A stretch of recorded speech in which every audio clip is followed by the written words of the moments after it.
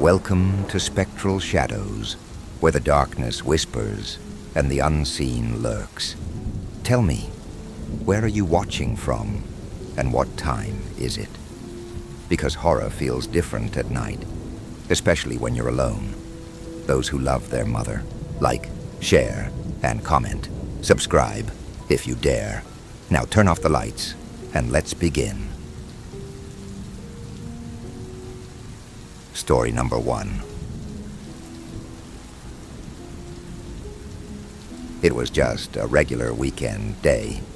In the evening, I went to the movies with my girlfriend to watch a film. Some lame horror, but it was the last thing playing, so we went. We were the only 2 people in the theater for the entire screening. When we got out, I really had to use the bathroom. Too much soda during the movie. My girlfriend said she didn't need to go and would wait for me outside, right by the restroom entrance. The restroom was pretty standard. Urinals and stalls. I've never liked using urinals, so I went into one of the stalls to relieve myself. Only a moment passed before someone else came in. I was a little surprised. Who could it be? The whole theater had seemed deserted.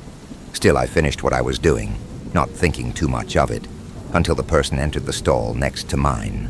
These stalls were the kind that are open at the bottom, so you can see if someone's really inside. That's when I got my second shock. A leg was sticking out from the neighboring stall, positioned like the person was standing facing the wall between us. His legs were filthy. He had no shoes on. His toenails were long and yellowed. Horrified, I barked out, "What the hell are you doing?" No answer. I tried to finish up as fast as I could. The whole situation was creeping me out. That's when I heard a man's voice, familiar somehow, though I couldn't place it. He just said, "Finally, it's over." And that's when panic completely took over. I zipped up and stormed out of the stall, ready to punch whoever was out there. But to my shock, the stall next to mine was empty. Completely empty. There wasn't a soul in the restroom besides me. That freaked me out even more. I washed my hands quickly, splashed cold water on my face, hoping to pull myself together. Everything looked normal. I hurried to get back to my girlfriend. But then came the next surprise. I couldn't get out of the restroom. I opened the door and walked out, only to find myself in another restroom, identical. Same urinals, same stalls, same sinks. I froze, confused. Maybe I'd just walked through 2 doors without realizing it. I went through another. Same thing. Again. Identical bathroom. Something's wrong, I thought. I turned back and tried to go out a different way. Same again. A restroom. I passed through 3 or 4 doors. No change. That's when real panic set in. What now? I muttered. I pulled out my phone. They'll think I'm crazy, but I'll call for help. No signal. No bars. Nothing. Total panic. I started running. I didn't even know where to. I just ran. Slamming doors open left and right. But every time, the same. Just another bathroom. I don't know how far I went or how many restrooms I passed through. I just kept walking, and walking, until my legs gave out. I had no idea how long I'd been in there. There were no windows, no clocks, and my phone, still frozen at 9:45 p.m., the same time every time I checked. It felt like forever. The rooms were all the same, each one opening into the next, leading nowhere. Eventually, exhausted, I collapsed. I opened another door and saw yet another familiar restroom. No matter how disgusting the floor was, lying down on it felt weirdly comforting. I fell asleep right there, sprawled across the tiles. I don't know how much time passed before I woke up. My phone had finally died, so I couldn't even see the usual 9:45 anymore. But my cracked lips and gnawing hunger told me one thing for sure. I'd been trapped in this nightmare for a while, and as hopeless as it felt to wake up still in that bathroom, I knew I couldn't just stay there. I had to get out, somehow, even if the door wouldn't let me. My first plan was to find water. That didn't take long to figure out, given I was in a bathroom with at least 6 sinks. And sure enough, water flowed. Ice cold, fresh water. Even warm if I turned the handle the right way. That felt like half a victory already. From all the survival documentaries I'd obsessively watched, I knew a person couldn't live more than 3 days without water. Now I could only hope I wouldn't be stuck here long enough to have to start worrying about food. Since I now had a water source, I figured I should search the room properly. Maybe I'd find something useful. I checked all the sinks and the pipes underneath. I even managed to disassemble one. Water still poured out of it. But there was nothing of interest, not even a speck of dust. So I figured I'd check each stall one by one, just in case. But again, nothing. Every toilet was spotless. A couple rolls of toilet paper, that's all. Until I got to the last stall. There on the wall beside the toilet, I spotted a vent. It wasn't big, just wide enough for maybe my arm to fit through. But it had a grate, screwed in at 4 corners. I started looking for something to remove it with. That's when I remembered my keychain. My girlfriend had once given me a tiny Swiss Army knife that could attach to it. It had a screwdriver head. It sort of fit the screws. Good enough. I got to work. When I finally pried the grate off, I actually shouted with joy, "Maybe this is the way out." The vent was completely dark and narrow. I pressed my ear to it and heard faint noises, like something skittering inside. Still, I had no better ideas, so I started yelling into the vent. "Help! Somebody help me! I'm trapped in the bathroom!" I called my girlfriend's name, just in case she was somehow nearby. Nothing. No police kicking in the door, no girlfriend's voice calling back. I hesitated, then thought, what if I just reach in? Maybe there's something in there. Anything. Just something to push this nightmare forward. So I rolled up my sleeve and shoved my arm into the dark opening. No hesitation. I pushed as far as I could go. Huge mistake. There was something inside. Small, hard, moving. They wriggled across my skin, tickling it. I screamed. Yeah, a grown man, shrieking like a little kid. I yanked my arm back as fast as I could. That's when I saw them. Cockroaches, crawling up and down my arm. Small, brown, sluggish. Dozens of them. I screamed again, more out of rage this time, swiping them off as fast as I could. I've never been afraid of bugs, not really. But this time, this was too much. I stumbled out of the stall, furious. I don't think I've ever cursed that much in my life. I yelled for minutes straight, just shouting how much I hated this place and how badly I wanted to get out. But no one heard me. The restroom looked the same as always, except now it was slightly torn apart. I'd had enough. I needed to get out. I was sick of this place, the white tiles, the pristine stall doors, and especially the stupid mirrors above the sinks, where I had to look at myself. In a rage, I ran to the door and threw it open as hard as I could. But of course, nothing changed. Just another identical bathroom. I screamed at the top of my lungs, like a man losing his mind. I sat there on the bathroom floor, staring blankly ahead. To my right, I'd propped open the exit door with a trash can, and saw that behind it was just another bathroom. I did the same thing to the door on my left. Same view. Identical restrooms stretching in both directions. Not a single difference. I considered bracing open more doors in each direction, but honestly, I didn't have the energy anymore. And now I had a new problem anyway. Hunger. Deep, clawing, maddening hunger. I had no idea how long I'd been there. At some point, I'd fallen asleep again. I had realized that if I lay completely still on the floor, the motion sensor lights would switch off, so I could sleep normally. The dark even helped me trick myself into feeling like I wasn't really stuck in a bathroom at all. But this time, waking up, the hunger hit hard. I felt weak, powerless. My thoughts came sluggish and broken. I couldn't even think straight. Didn't want to. What was the point? That's when I heard the scuttling sounds. They were familiar. I'd heard them before. That's because it was the cockroaches. But this time they weren't coming from the vent. They were spilling out of the pipes I'd previously dismantled beneath one of the sinks, falling out as if someone were tossing them through the pipe at me. They crawled lazily across the floor, clearly unbothered by my presence. Just another part of the scenery. That's when all those survival shows I used to watch came flooding back. My brain flipped a switch. No, you're not dying of starvation in here. Suddenly I knew what I had to do. Everything clicked into place. I grabbed the 2 small metal trash cans I'd been using to wedge the doors open. I turned on one of the taps, the hottest water I could get, and placed a can underneath, filling it to the brim.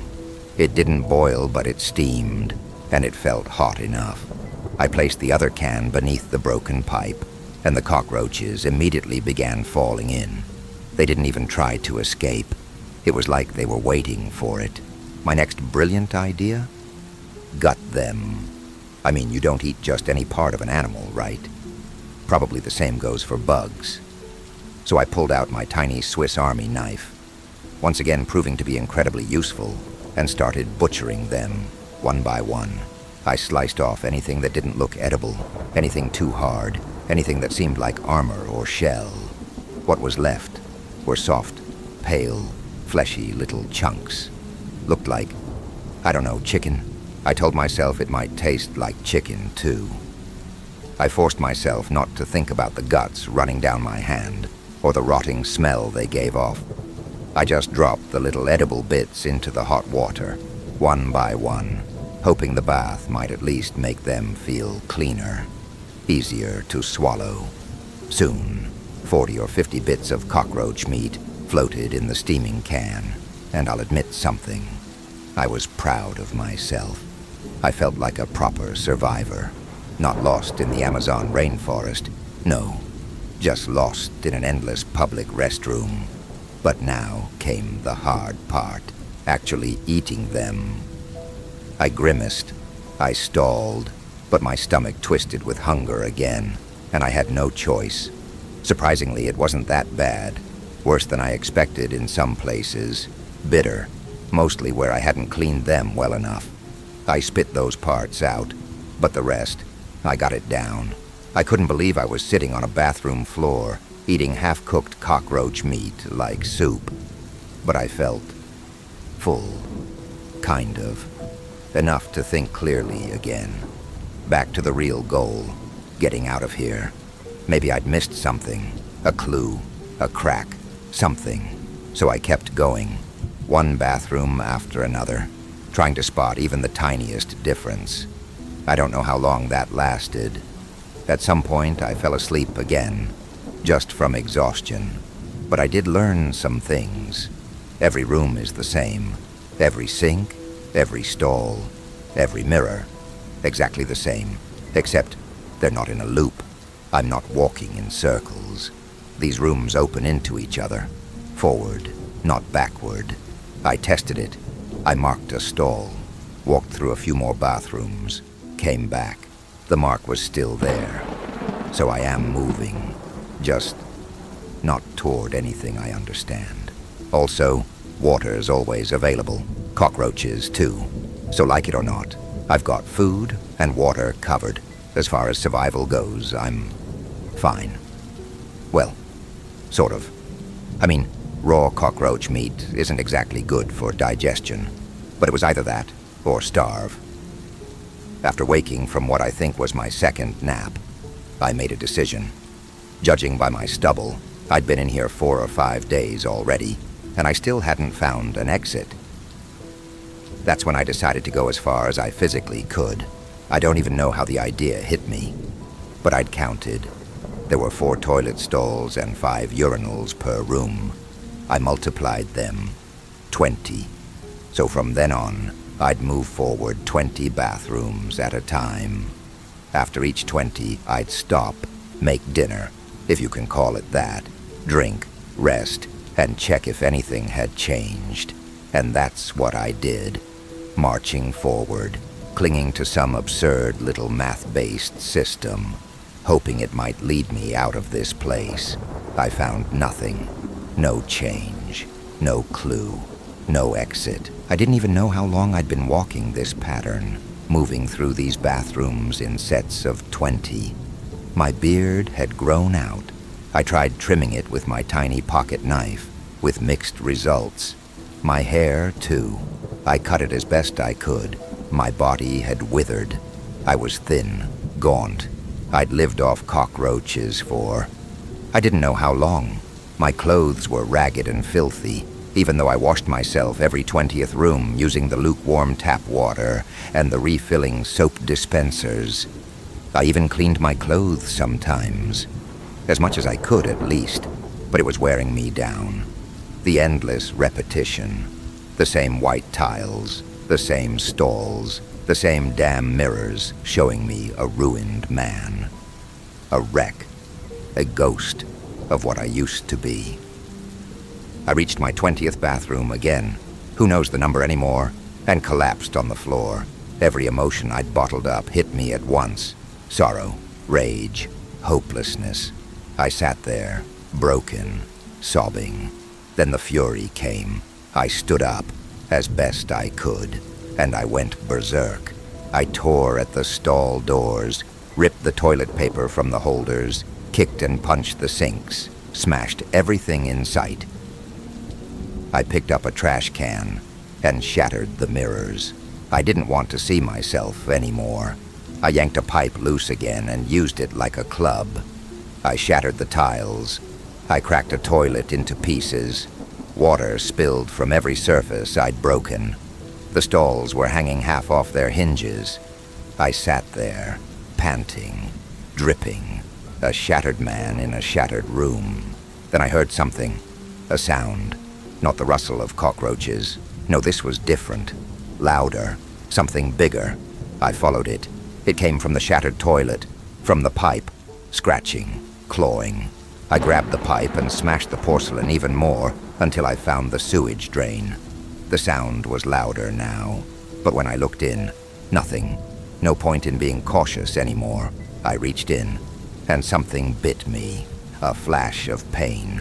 I yanked my hand out, and a medium-sized rat was dangling from my finger, gnawing furiously. I screamed and flung it against the wall. Its skull burst like rotten fruit against the tiles. I stood there, hand bleeding, blood mixing with the laking water, and the rat's smashed body. What happened after that, I won't describe. Even if I wanted to, I don't think I could. My mind broke in ways I don't want anyone else to ever understand. Sometimes I was aware of myself. Sometimes it felt like someone else was in control. I stopped washing, stopped trimming anything, started eating rats, stopped cleaning the cockroaches. My bitten finger got infected, badly. So half-conscious, I bit down and sawed it off with my knife. I wrapped the stump in toilet paper, kept it as clean as I could. But I didn't know how long I'd been here. Months? Years? I looked like a homeless man, maybe worse. But I didn't care. I didn't know what I was doing anymore. And then, something different happened. I walked into a new bathroom, and one of the stalls was locked. I froze, stared at it. Was this real? A hallucination? Wearing my filthy clothes, barefoot, I stumbled toward it. But I didn't touch it, didn't say anything. Instead, I entered D, the stall, next to it.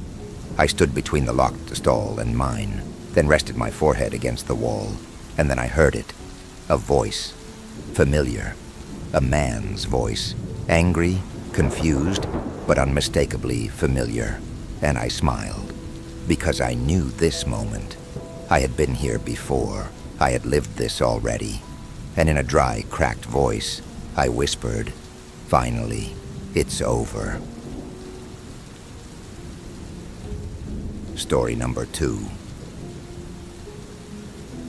You ever tell a story that you think is lighthearted and funny, only to have people look at you horrified and concerned?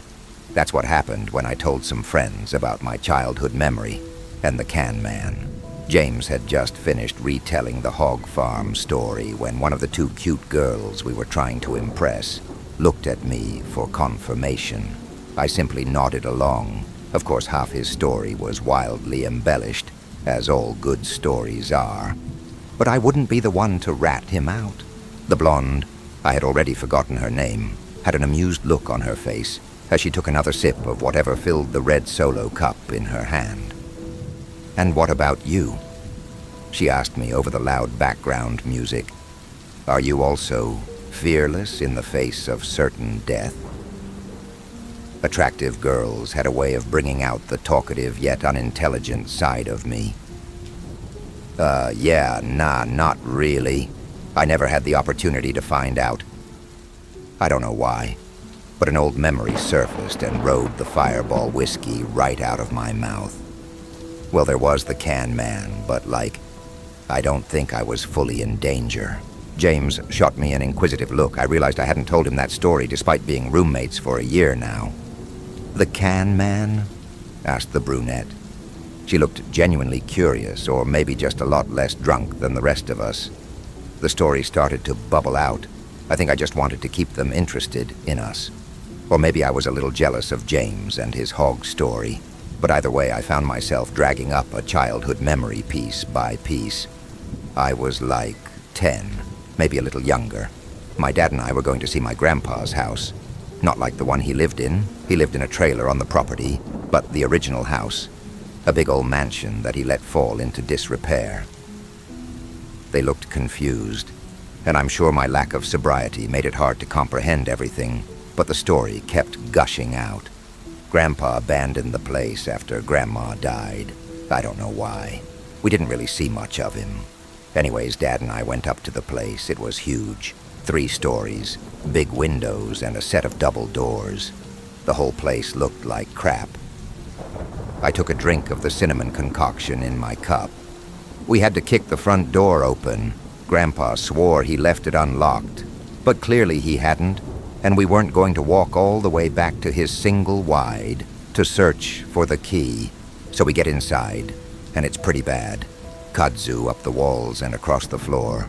Massive water stains covering the ceilings and all that. What really threw us off, though, was this large nest-like thing in the living room. There was a ring of old clothes and trash. In the center was a pile of empty bean cans, like pinto beans and kidney beans. Just a massive pile of them, all moldy and shit. James elbowed me. The girl's look of slight interest had turned into disgust. So, we put the stuff outside, cleaned up, and locked the place up tight. The next day, we unlocked everything, and all the junk was right back in the living room. Dad decided the place was a loss, and we left.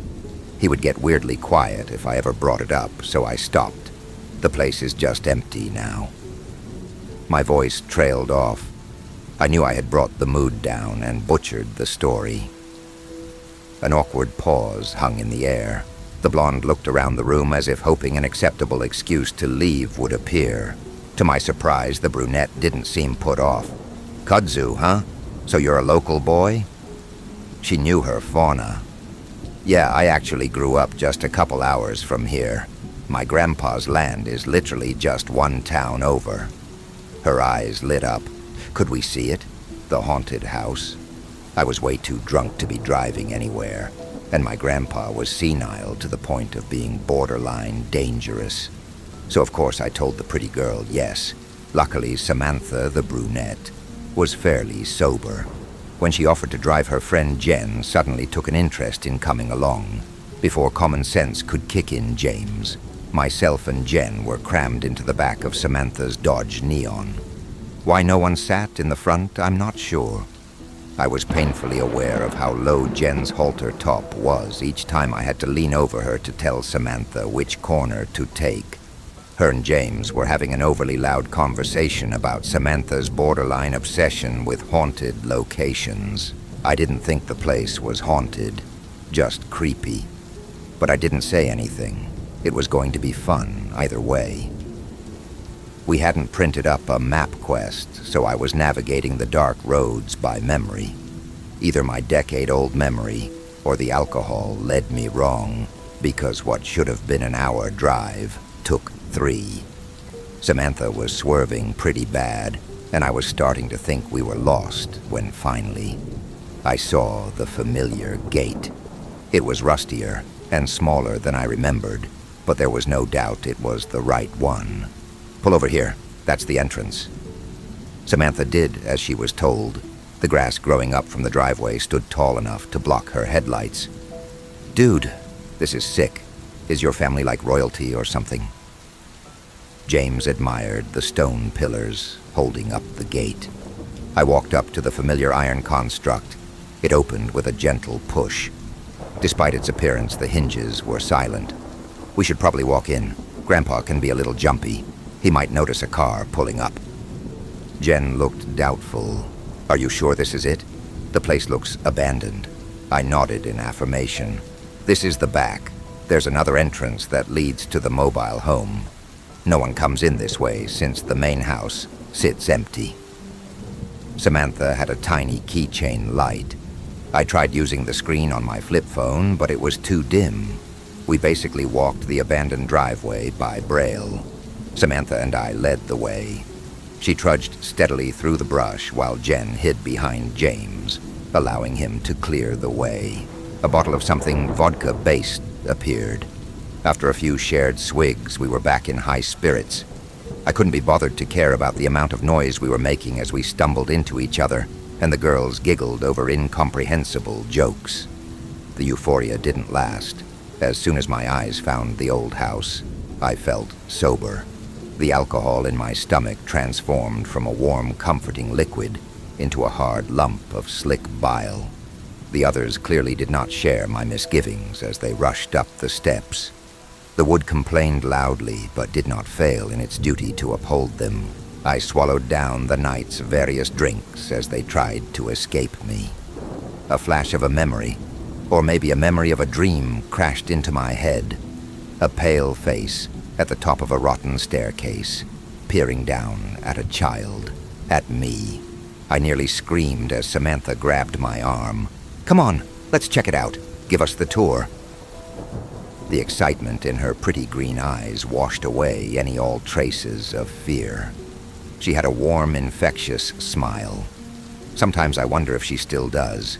Reservations pushed aside, I followed the waiting trio inside. It was horribly dark. Samantha's little light illuminated at best a 3-foot section of the floor. The house had decayed quite a bit since my last visit a decade prior. Going through the main entrance is into the foyer. Hallways led to the left and right, while the house funneled attention deeper into its bowls. The windows whose size had once been the pride of the county now stood covered entirely. The invasive vegetation planted a generation before even my parents were born had taken over. "I swear if I feel a spider on me, I'm gonna freak out," commented Jen as she ducked through the doorway to my left. The tiny slivers of moonlight that filtered between the vines did little to chase away the shadows and abyss-like corners. The previously loud group had fallen into a reverent silence. Seeing the ornate banister that spiraled up into the unknown sent a painful spasm through me. Why, though? This place should be as foreign to me as it is to the others. One visit a decade ago shouldn't be enough to imprint a memory so electric. I couldn't bring myself to look up. I knew nothing was up there. The stairs didn't even match the weird dream-like memory. Still, I kept my gaze low as we passed. The kitchen was the darkest room yet. Samantha held my arm with one hand while keeping the feeble light outstretched with the other. Her hand was warm and slightly sweaty. I didn't mind at all. James and Jen lagged behind us. We didn't have to guess as to where they were. Both were naturally loud people whose personalities had been magnified by their consumption of various drinks. Samantha and I chuckled as either Jen or James crashed into some form of furniture. They laughed loudly before Jen let out a gleeful squeal. The smile on my face froze. My stomach twisted once again. Jen's squeal lifted above us as her and James ran up the stairs. Samantha pulled in my hand. "Come on, we better make sure those two don't get into trouble." Reluctantly, I followed her down the dank hall. My legs felt heavy as I took the steps 2 at a time. Samantha practically flew up the stairs, her light going with her. My legs felt unwilling to trespass onto the hardwood.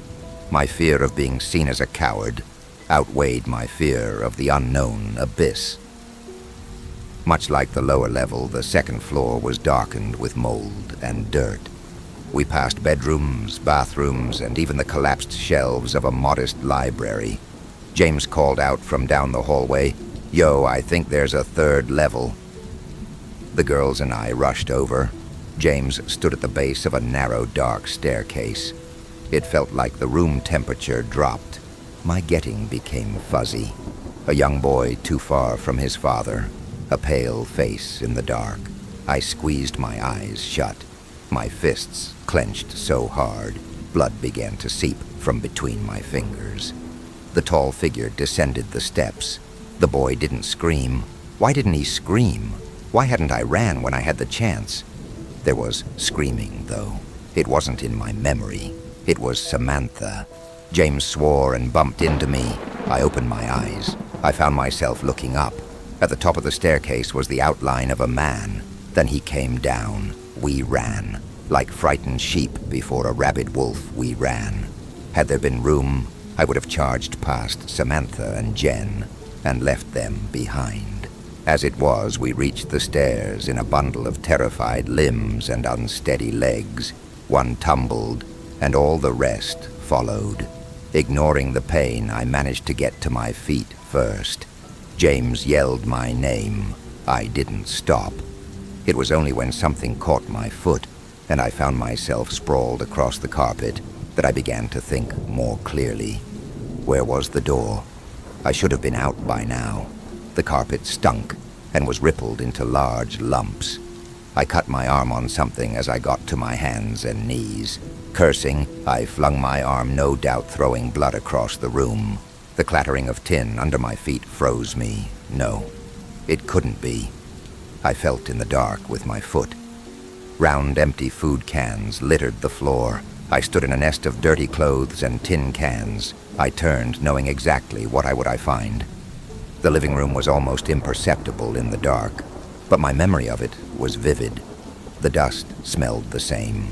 The moist carpet and dirty cans were back. The warm breath on my neck, the hands on my shoulders. Tears streamed down my face, yet I didn't move. I didn't cry out. The spell was shattered as James let out a war cry and crashed into the devil that haunted my dreams. They slammed into the wall. Broken from my paralysis, I kicked at the man as he attempted to stand. James got to his feet. He didn't tell me to run. He didn't need to. He took one glance at the clumps of rotting clothes and knew we needed to go. Just like that, we were running through the dark house, out the door, onto the ground. Headlights exploded from ahead. The poor neon rode on the rev limiter as Jen swung the back door open. Samantha executed a handbrake turn, rotating the car to face away from us. James was faster. He managed to jump entirely into the car. My leap was poorly timed, and my legs bashed painfully across the rocky ground as Samantha sped away from that house of horrors. I never saw those girls again. Not that I tried to contact them.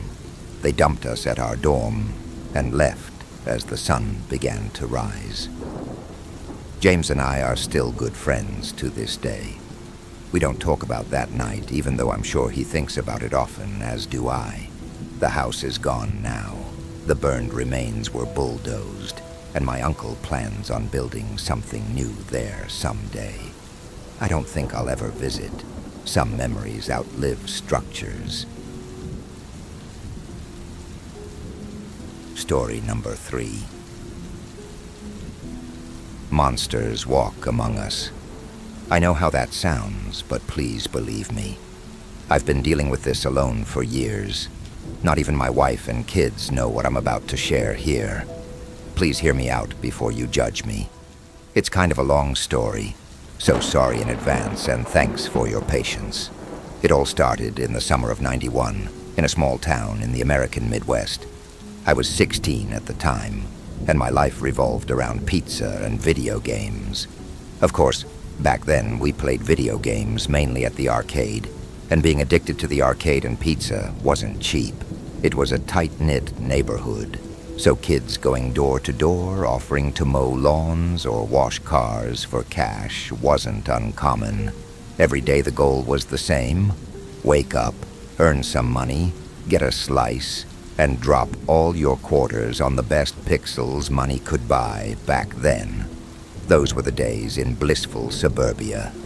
There was an oddity in our community, however. An old German man who lived at the end of the street, named Mr. Baumann. Kids being kids referred to him as the Nazi. Why? You may ask. It's because it was 1991 and kids are assholes. That's about it. Some people took it to the extreme, though. Like this kid named Derek, who used his dad's spray paint to draw a swastika on the side of Mr. Baumann's house. When his dad found out, Derek was grounded the rest of the summer and even had to help Mr. Baumann paint over his graffiti. I never really had much of an opinion of Mr. Baumann. He didn't seem all too weird or scary to me. He was only mysterious because he kept to himself. But if you managed to catch sight of him on one of his daily walks, he would smile warmly and wave. Well, one day I was waiting to meet up with a group of friends at the end of the street, just standing on the sidewalk outside Mr. Baumann's house. I could hear some old-timey music drifting out of his window while I waited. Not really my type of music, but it was soothing and matched the friendly neighborhood aesthetic. One by one, the gang arrived, just shooting the breeze and hyping ourselves up for the new high scores we'd set that day. We must have been getting loud because we caught a glimpse of Mr. Baumann staring at us from the window.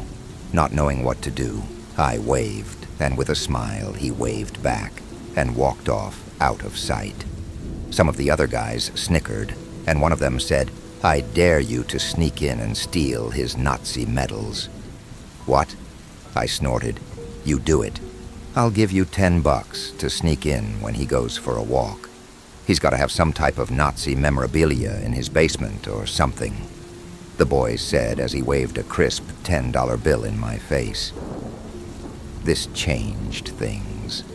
It wasn't a lot of money, but it seemed like an easy $10 at the time.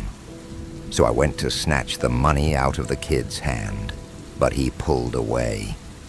"First you have to get in, and then I'll pay you when you get out," the boy said with a smirk as he folded the bill back into his wallet. So we camped out, across the street from Mr. Baumann's house, doing our best to look inconspicuous. I remember my hands starting to get unbearably sweaty from nervousness, and right when I was about to call it off, Mr. Baumann stepped off his porch, heading to the park for his daily constitutional. My heart sank.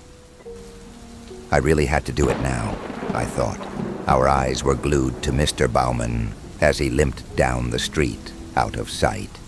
When he was far enough away, the guys shooed me off towards his house. I started to panic a bit and awkwardly scrambled up to the front door, but it was locked. I felt a wave of relief wash over me. Maybe all entrances were locked. That's what I'd hoped, at least. I casually strolled to the backyard and hopped the fence, but the back door was locked too. Well, that's that, I thought. However, when I looked back over the fence to the guys, it looked like they were miming, "Try the windows." I started pushing on all the windows I could reach, but none would give. I didn't care about the $10 anymore. I started walking around the house again, making my way back towards the front, when I noticed a basement window was slightly ajar. I stopped in front of it and seriously considered walking away from it.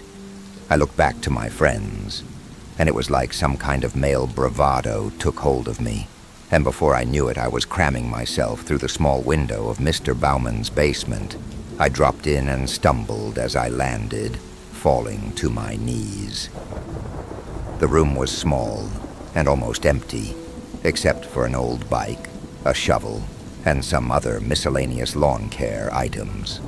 As my eyes adjusted to the dark of the basement, I noticed a door and made my way to it. It was an old wooden door covered in dust, like everything else in the room.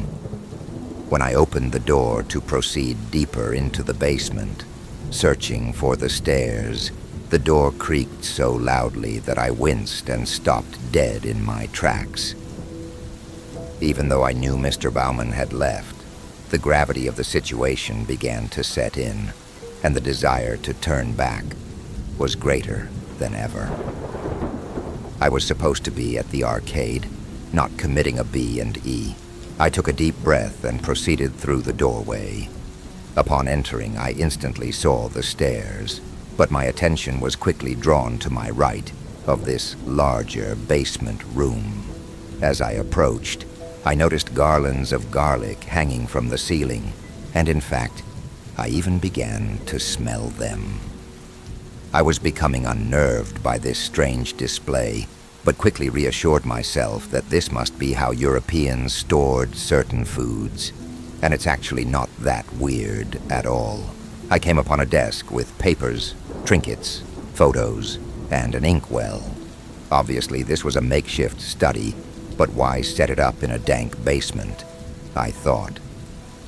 I began surveying the room again, now noticing boxes and crates under the stairs, as well as some around the desk.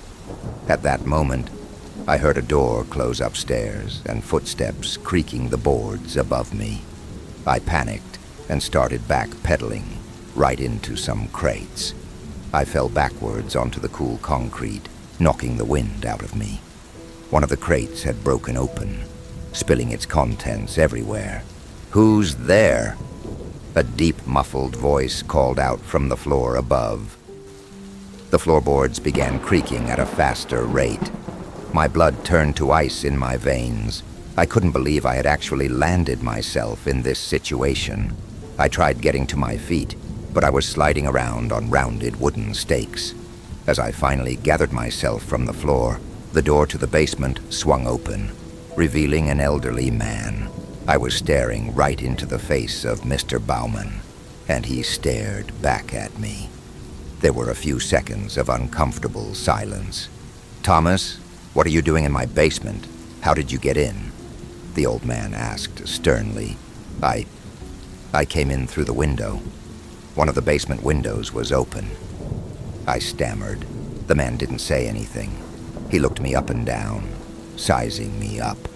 I just averted my gaze down to my feet. The quiet was agonizing. "Well, did you find what you were looking for?" the old man asked in his thick German accent. I looked up with a jolt, meeting his gaze again. What?" I asked, as my voice cracked in fear that he somehow had ascertained the truth of my mission. The old man just laughed and started walking down the steps towards me. "You didn't hurt yourself, did you?" he inquired, as his eyes scanned me for injuries. No, I'm fine. I accidentally broke your crate, though. Mr. Bauman, I'm really sorry. It was a stupid dare." I trailed off as he raised a finger to quiet me. "It's okay. I was young and dumb once, too," he said with a laugh. "Don't worry about the crate, either. Actually, I'm glad you're here." "You are?" I asked in utter confusion. "Yes, indeed, my boy. I need someone to help me move some of these boxes. I'll pay you well, too," he added quickly. He pulled out his wallet and flashed a $100 bill. My mouth was agape, and my mind started racing, thinking about all of the things I could do with that money. So are you interested? Yes, sir. What boxes do you need moved? I asked eagerly. Come back tomorrow around 3 in the afternoon, and we will discuss the details, he said. I deflated a little at the thought of having to come back the next day, but at least Mr. Bowman wasn't mad at me. I followed Mr. Bowman up the stairs and to his front door. We said goodbye, and I raced off from his porch down the street to catch up with my friends. When I was within earshot, I called after them, and they looked back at me as if I had risen from the grave. I slowed my momentum and stopped right in front of them. I bent down, grabbing my knees while I caught my breath. I'll take that $10. Now, I said between deep breaths. They looked at each other, then to me. Dude, how the hell did you make it out without getting caught? One of the boys asked. I took another deep breath and said, I did get caught. I have to go back tomorrow and help move some boxes. Well, did you find anything? The boy asked inquisitively. Yeah, just some garlic and dust, but the deal was to break in and look around. Remember, you never said I had to bring anything back, I said triumphantly. I extended out my hand for my reward, and the boy begrudgingly slapped the cash into my palm. The pizza that day never tasted better. The next day I returned to Mr. Bowman's. I hesitated with my fist balled up and hovering in front of Mr. Bowman's door. I was having second thoughts about the whole thing, but before I could turn away, the door opened. Ah, Thomas, I didn't even hear you knock. Come in, the old man said, and we made our way into a cozy little room with an empty fireplace. He gestured for me to take a seat, and then he seated himself in the chair across from me. I have made us some tea. Do you take sugar? No. For sure, I guess, I said a bit flustered, as he had already begun scooping the sugar into my cup before I had finished answering. He pushed the cup into my hands with a smile and returned to his seat. The old-timey music played in the background as I awkwardly tried sipping my boiling hot tea. After I burned my tongue, I said, so I'm ready to move those boxes now, if that's okay with... Mr. Bowman raised his finger to quiet me. No, there will be plenty of time for that later. Let us talk for now, he said. Okay, cool, I replied nonchalantly. I started drumming my fingers on my legs as the music continued to fill the silence. The old man sipped his tea and smiled at me. I blew gently on my tea and dared another sip. Do you think I am a Nazi? The old man asked calmly. I choked down my tea and hastily replied, What? No. If this is about Derek, I had nothing to do with that, sir. Mr. Bowman laughed. I didn't know what to do, so I just stared at him and waited to see where this was going. Would you believe me if I told you I was? He asked with a smile. Only for a day, of course, he added. I thought the old man had a strange sense of humor, but I just smiled wryly and sipped my tea.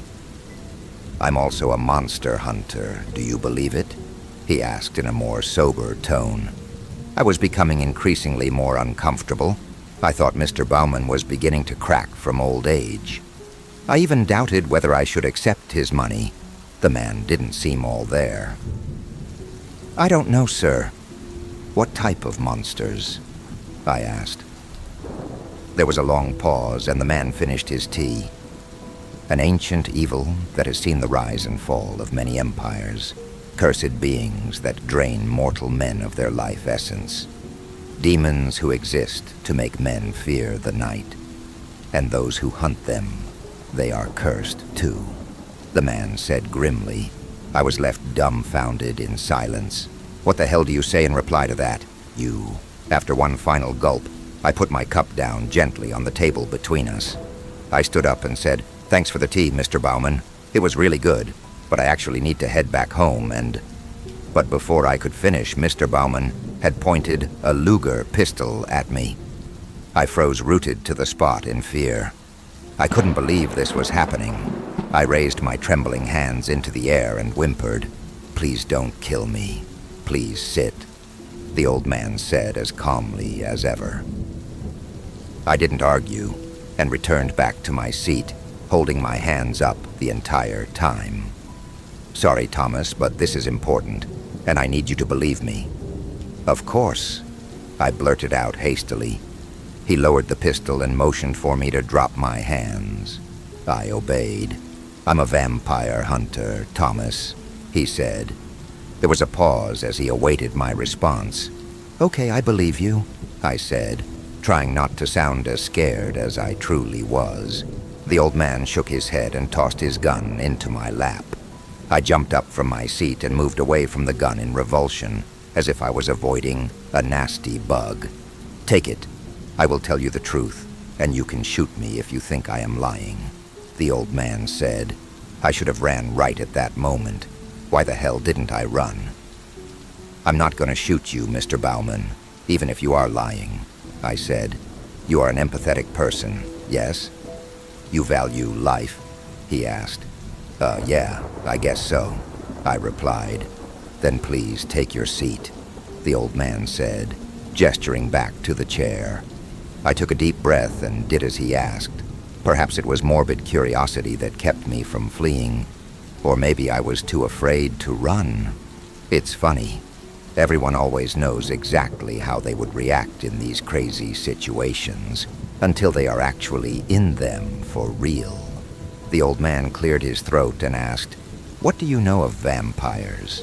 I thought about it for a few seconds and answered, "They drink blood and turn into bats."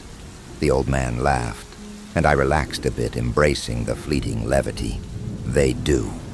You probably know more about vampires than you think. All of those old wives' tales exist for a reason," he said. "So that's why you have garlic hanging in your basement? Does it actually work?" I asked. "I have it hanging in many places. It doesn't repel vampires necessarily. However, the smell to them is so foul, it can disorient them and impede their abilities.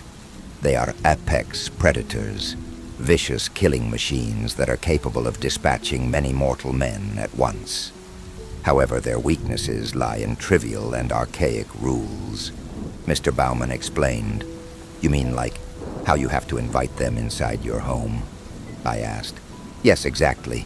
However, they are extraordinarily clever and find ways to overcome such things. But it is these rules that give us our advantage and a fighting chance. For example, vampires are almost entirely defenseless during the day. The sun is their enemy, but their bodies are also demanded to enter a magical sleep in order to restore their powers. It is very hard for them to break from this sleep. Only the most powerful vampires can," he said. "Mr. Bauman, why are you telling me all of this?" I asked. "Because I need your help, Thomas. The lives of everyone you care about are all in danger," Mr. Bauman said in a deathly serious tone. He shifted in his seat and stared off into the distance. "I came to this country towards the end of the Second Great War to hunt down the vampire who murdered my father." "Well, did you find him?" I asked. "No," said the old man. "I searched for years, following many trails to dead ends. I hunted other vampires in the meantime, but I am too old to hunt now. I came to this town to retire and live out my last years in peace." The old man stood up abruptly and hobbled over to an old antique dresser. He opened a tiny drawer at the top and pulled out a black and white photo. He brought it over to me. "This is Ulrich, the man, the vampire who murdered my father," Mr. Bauman said gravely as he handed me the photo. The man in the photo was handsome and looked to be in his mid to late 30s. He was in an officer's uniform with a swastika on a band around his arm. "He was a Nazi?" I asked in disbelief. This situation could not have seemed more ridiculous to me at the time. Yes, he was going to lead the 1st SS Vampire Unit. Their mission was to clear camps of Allied troops at night, when they were most vulnerable. It was one of the many last-ditch efforts to repel the advancing Allies. However, the project never came to fruition. My father gave his life to see to that. Mr. Bowman said, "What happened?" I asked. "It's a long story. Perhaps I will tell you all of it someday." Mr. Bowman said, "But it's not important now. The reason I need your help is because Ulrich has found me. He has come here to kill me, but everyone in this town is in danger, not just me." I stood up, determined to leave this time. "I'm sorry, sir, but this is just too weird for me. I'm leaving, but I promise I won't mention this to..." I trailed off as Mr. Bowman dangled a $100 bill in my face. "Here is the money we agreed upon. Take it. It is yours," Mr. Bowman said coolly. I reached for the bill, but he pulled back. "However, I'm willing to triple the amount if you just do one tiny little thing for me." I sighed deeply and said, "What?" "I just need you to sneak into a basement and take a look around," Mr. Bowman said with a smile. "You're joking," I said. "You have experience in this field, as we both know. All you have to do is verify signs of, well, vampiric activity." Mr. Bowman said, "I cannot express enough how stupid I was as a kid. All the gears were turning in my head as I thought about what I would do with $300. I already broke into a basement once for $10. It was just one more break-in and I would be done, and $300 richer. If only it was that easy." "Fine, but I want 100 up front," I said. "You're quite the negotiator," Mr. Bowman said as he placed the money into my hand. He then picked up the gun and returned it to a concealed holster under his shirt as he walked over to the fireplace. He got down on his knees and reached a hand up the chimney, pulling down a decrepit black leather bag. The old man got back up and walked over to the closet, and I noticed he was no longer hobbling around. He walked like a man 30 years younger. He opened the closet and put on a long dark coat and a wide-brimmed leather hat. The feeble old man I knew just a few seconds ago was gone, and in his place there was a grim and grizzled veteran. The old man persona was just a disguise, and now I was looking at the true Mr. Bowman, a real vampire hunter. I didn't realize it at the time, but this was our crossing of the Rubicon. The events that followed next would seal our fates forever. Mr. Bowman strided over to me and put a hand on my shoulder. "Come, Thomas, we have work to do," said the hunter. Mr. Bowman drove us to the other side of town. We were in another typical suburban neighborhood like the one we came from, except for the house at the end of the last street. It was forlorn and surrounded by a small cluster of trees. The architecture, I later learned, was Second Empire, but it looked run down and uncared for. The house stood out like a sore thumb. It was obviously the oldest building in the vicinity, like they had built the neighborhood around it. "I can see why you'd think a vampire lives here," I said to the old man. Mr. Bowman parked the car and just stared at the building, transfixed. He eventually snapped out of it and pulled out a very old crucifix from his bag. He bowed his head and started muttering a prayer under his breath. My fingers drummed on my leg, hoping he'd finish up soon. I just wanted to get it over with and prayed the building was abandoned. It certainly looked that way. "So do you work for the Vatican or something?" I asked. The old man laughed indignantly. "There are other monsters who walk among us besides vampires," said the old man. "You could say I work for the church the Vatican attempted to destroy, but it doesn't matter now. All you need to know is this has power," he said, as he passed the old crucifix over to me. The old man gestured for me to put it on, and so I did. I examined the relic as it hung from my neck. There was a little figure of a man made of iron attached to the wooden cross. I tucked it behind my shirt.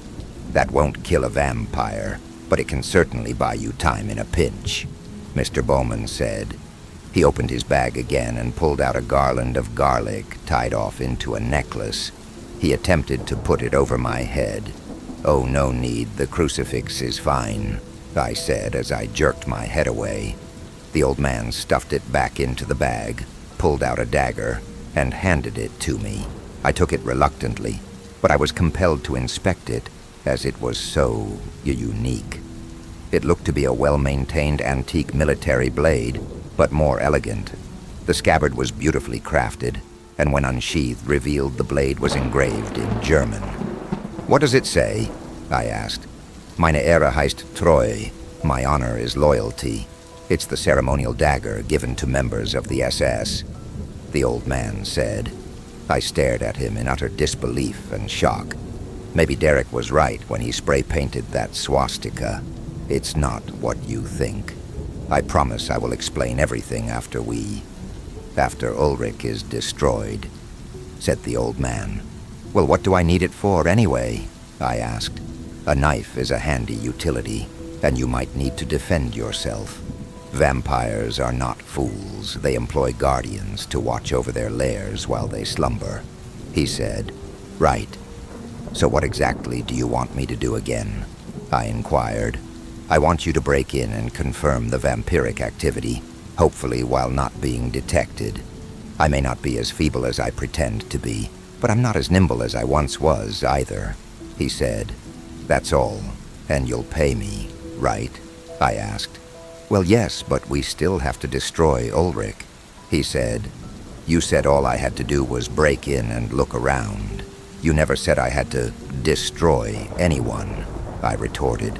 Fine. So be it then. Just unlock a door for me, will you?" he requested. "I'll see what I can do," I said.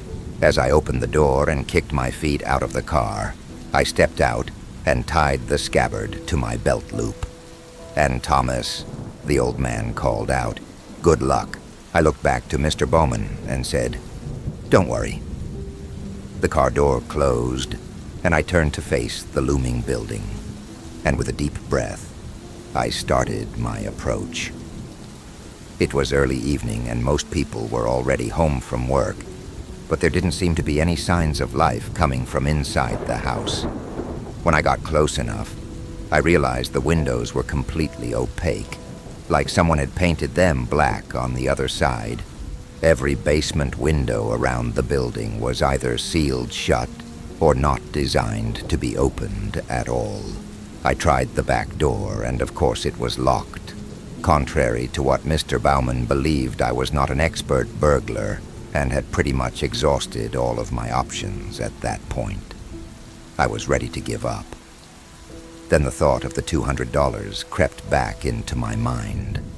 My ear pressed to the back door while I listened intently, but there was only silence. In my frustration, I sighed and walked back to the basement window.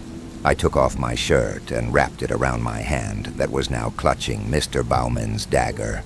With a deep breath, I counted to 3 in my head.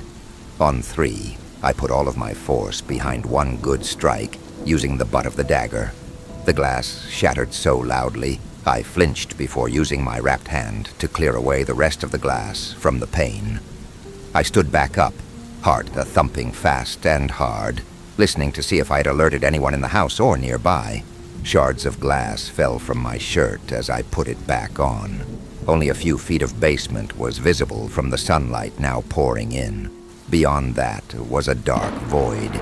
If only Mr. Bauman had given me a flashlight.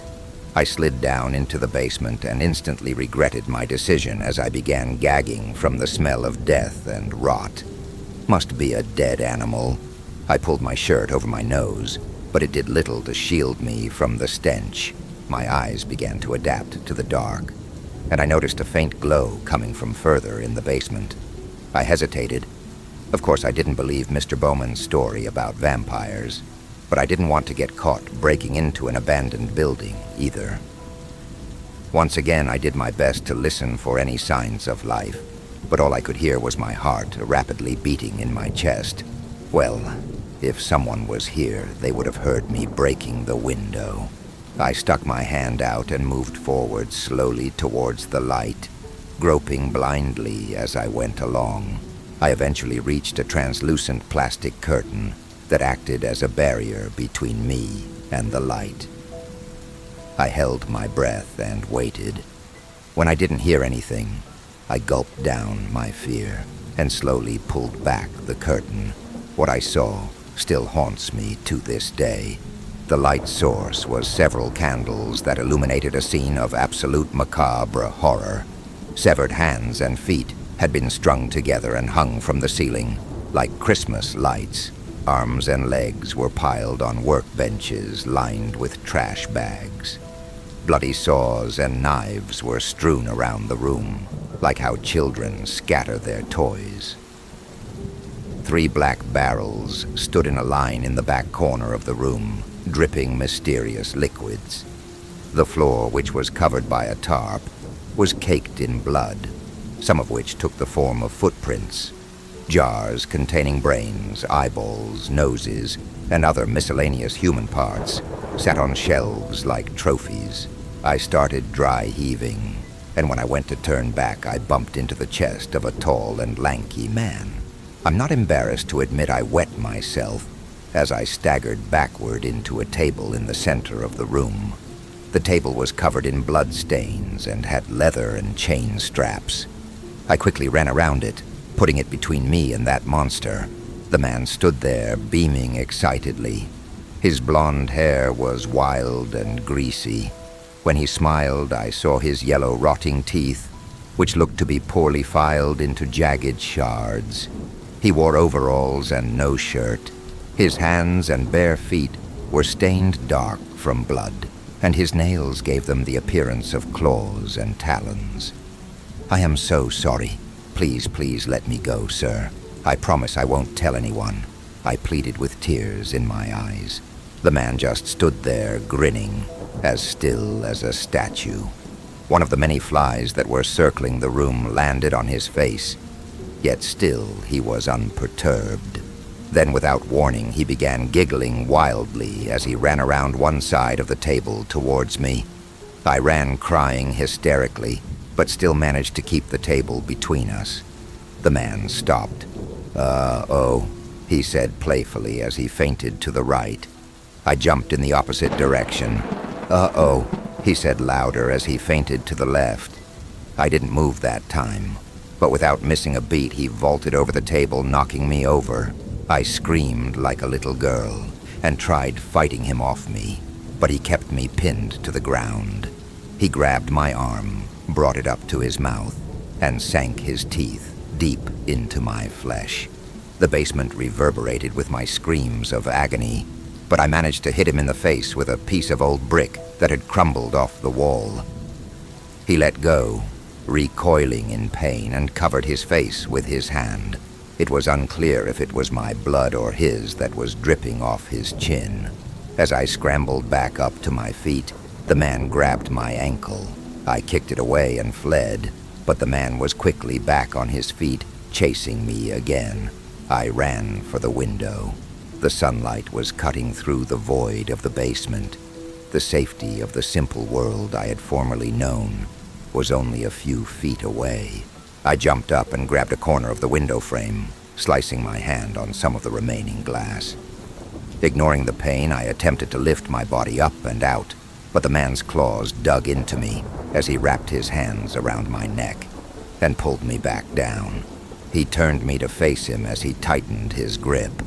Little beads of blood ran down my neck as he was crushing my throat. My hands slapped at his wrists in a panic, and my vision began to fade. I tried to focus and slid my hand down towards my belt loop.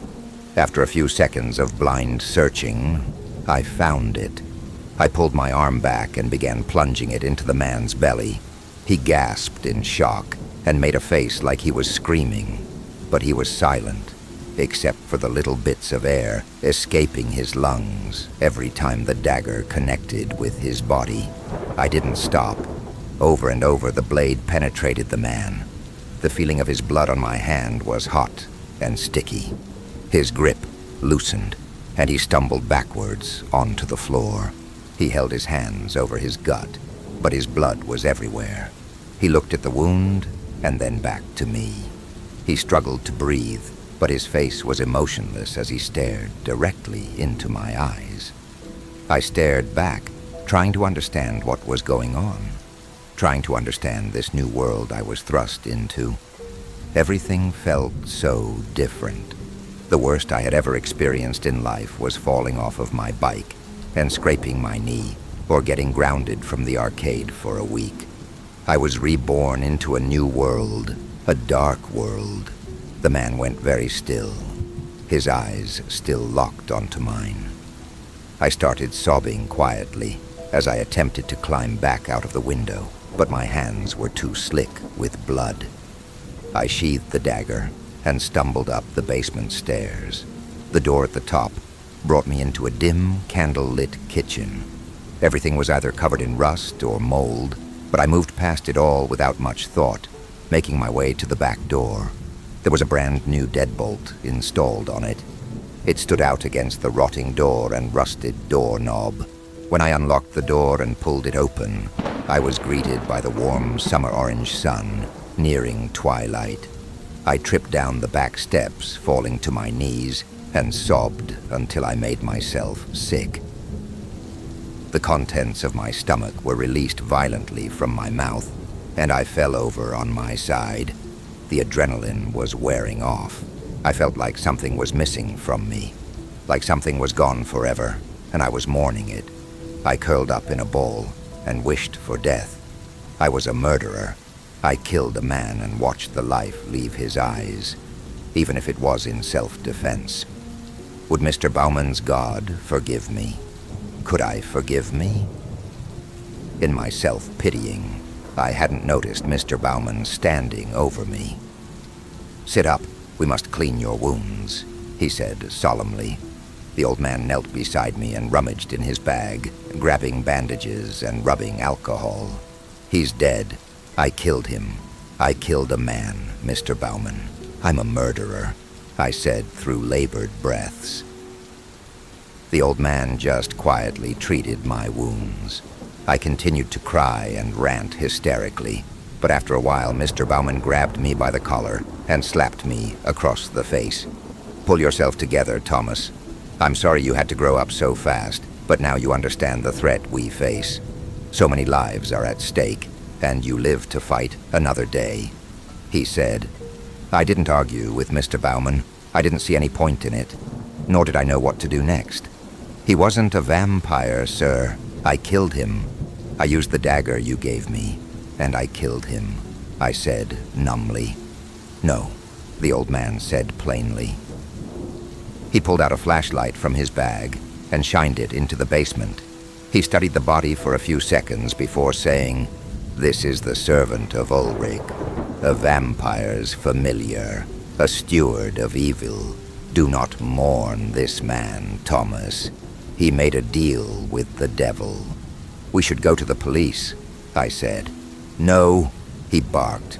"They will have no understanding of what they are dealing with, and they will die, Thomas. They will be ripped apart, and their blood will be on your hands." At this point, I felt like I had to do whatever Mr. Bauman said. It's hard to explain why. I was just so numb and traumatized I didn't know what to do, but Mr. Bauman was so confident. He knew what he was doing. He wasn't afraid, and I didn't want to be afraid anymore. Mr. Bauman sighed. "I am sorry, Thomas," he said quietly. "I know it was wrong of me to put you in this situation. May the Lord have mercy on my soul. However, in this case, the ends justify the means." He offered me his hand. I accepted, and he helped me to my feet. He pulled out a chocolate bar and some pain meds from his bag. "Take these," he said. "You will need your strength." I did as he asked. "Your bag seems to be bottomless. What else do you have in there?" I questioned. He revealed the last contents of the bag, then kicked it aside. He handed me a stake and a mallet, and kept a matching set for himself. "This is all we will need now. Come, while we still have the light of day," he said, as he turned to enter the building. I hooked the mallet on another belt loop and slid the stake into my pocket. Then, I choked down the pain meds. The bitter aftertaste almost made me retch. After unwrapping the chocolate bar, I took a bite, but it turned to ash in my mouth. My appetite was non-existent, and I felt weak and nauseated. I just wanted to go home to my bed and forget this ever happened. The thought of leaving right then and there entered my mind. It would only have taken me an hour or so to walk home. "Thomas," Mr. Bauman called from the broken basement window. The chocolate bar fell to the ground when I jumped in fright. "Come down here. I want to show you something." The sick feeling in my stomach intensified at the thought of going back down there. But I obeyed and made my way back to the scene of the crime. Mr. Bauman held up the man's arm and said, "See?" The man had a swastika tattoo, reminiscent of the armband Ulrich was wearing in the photo.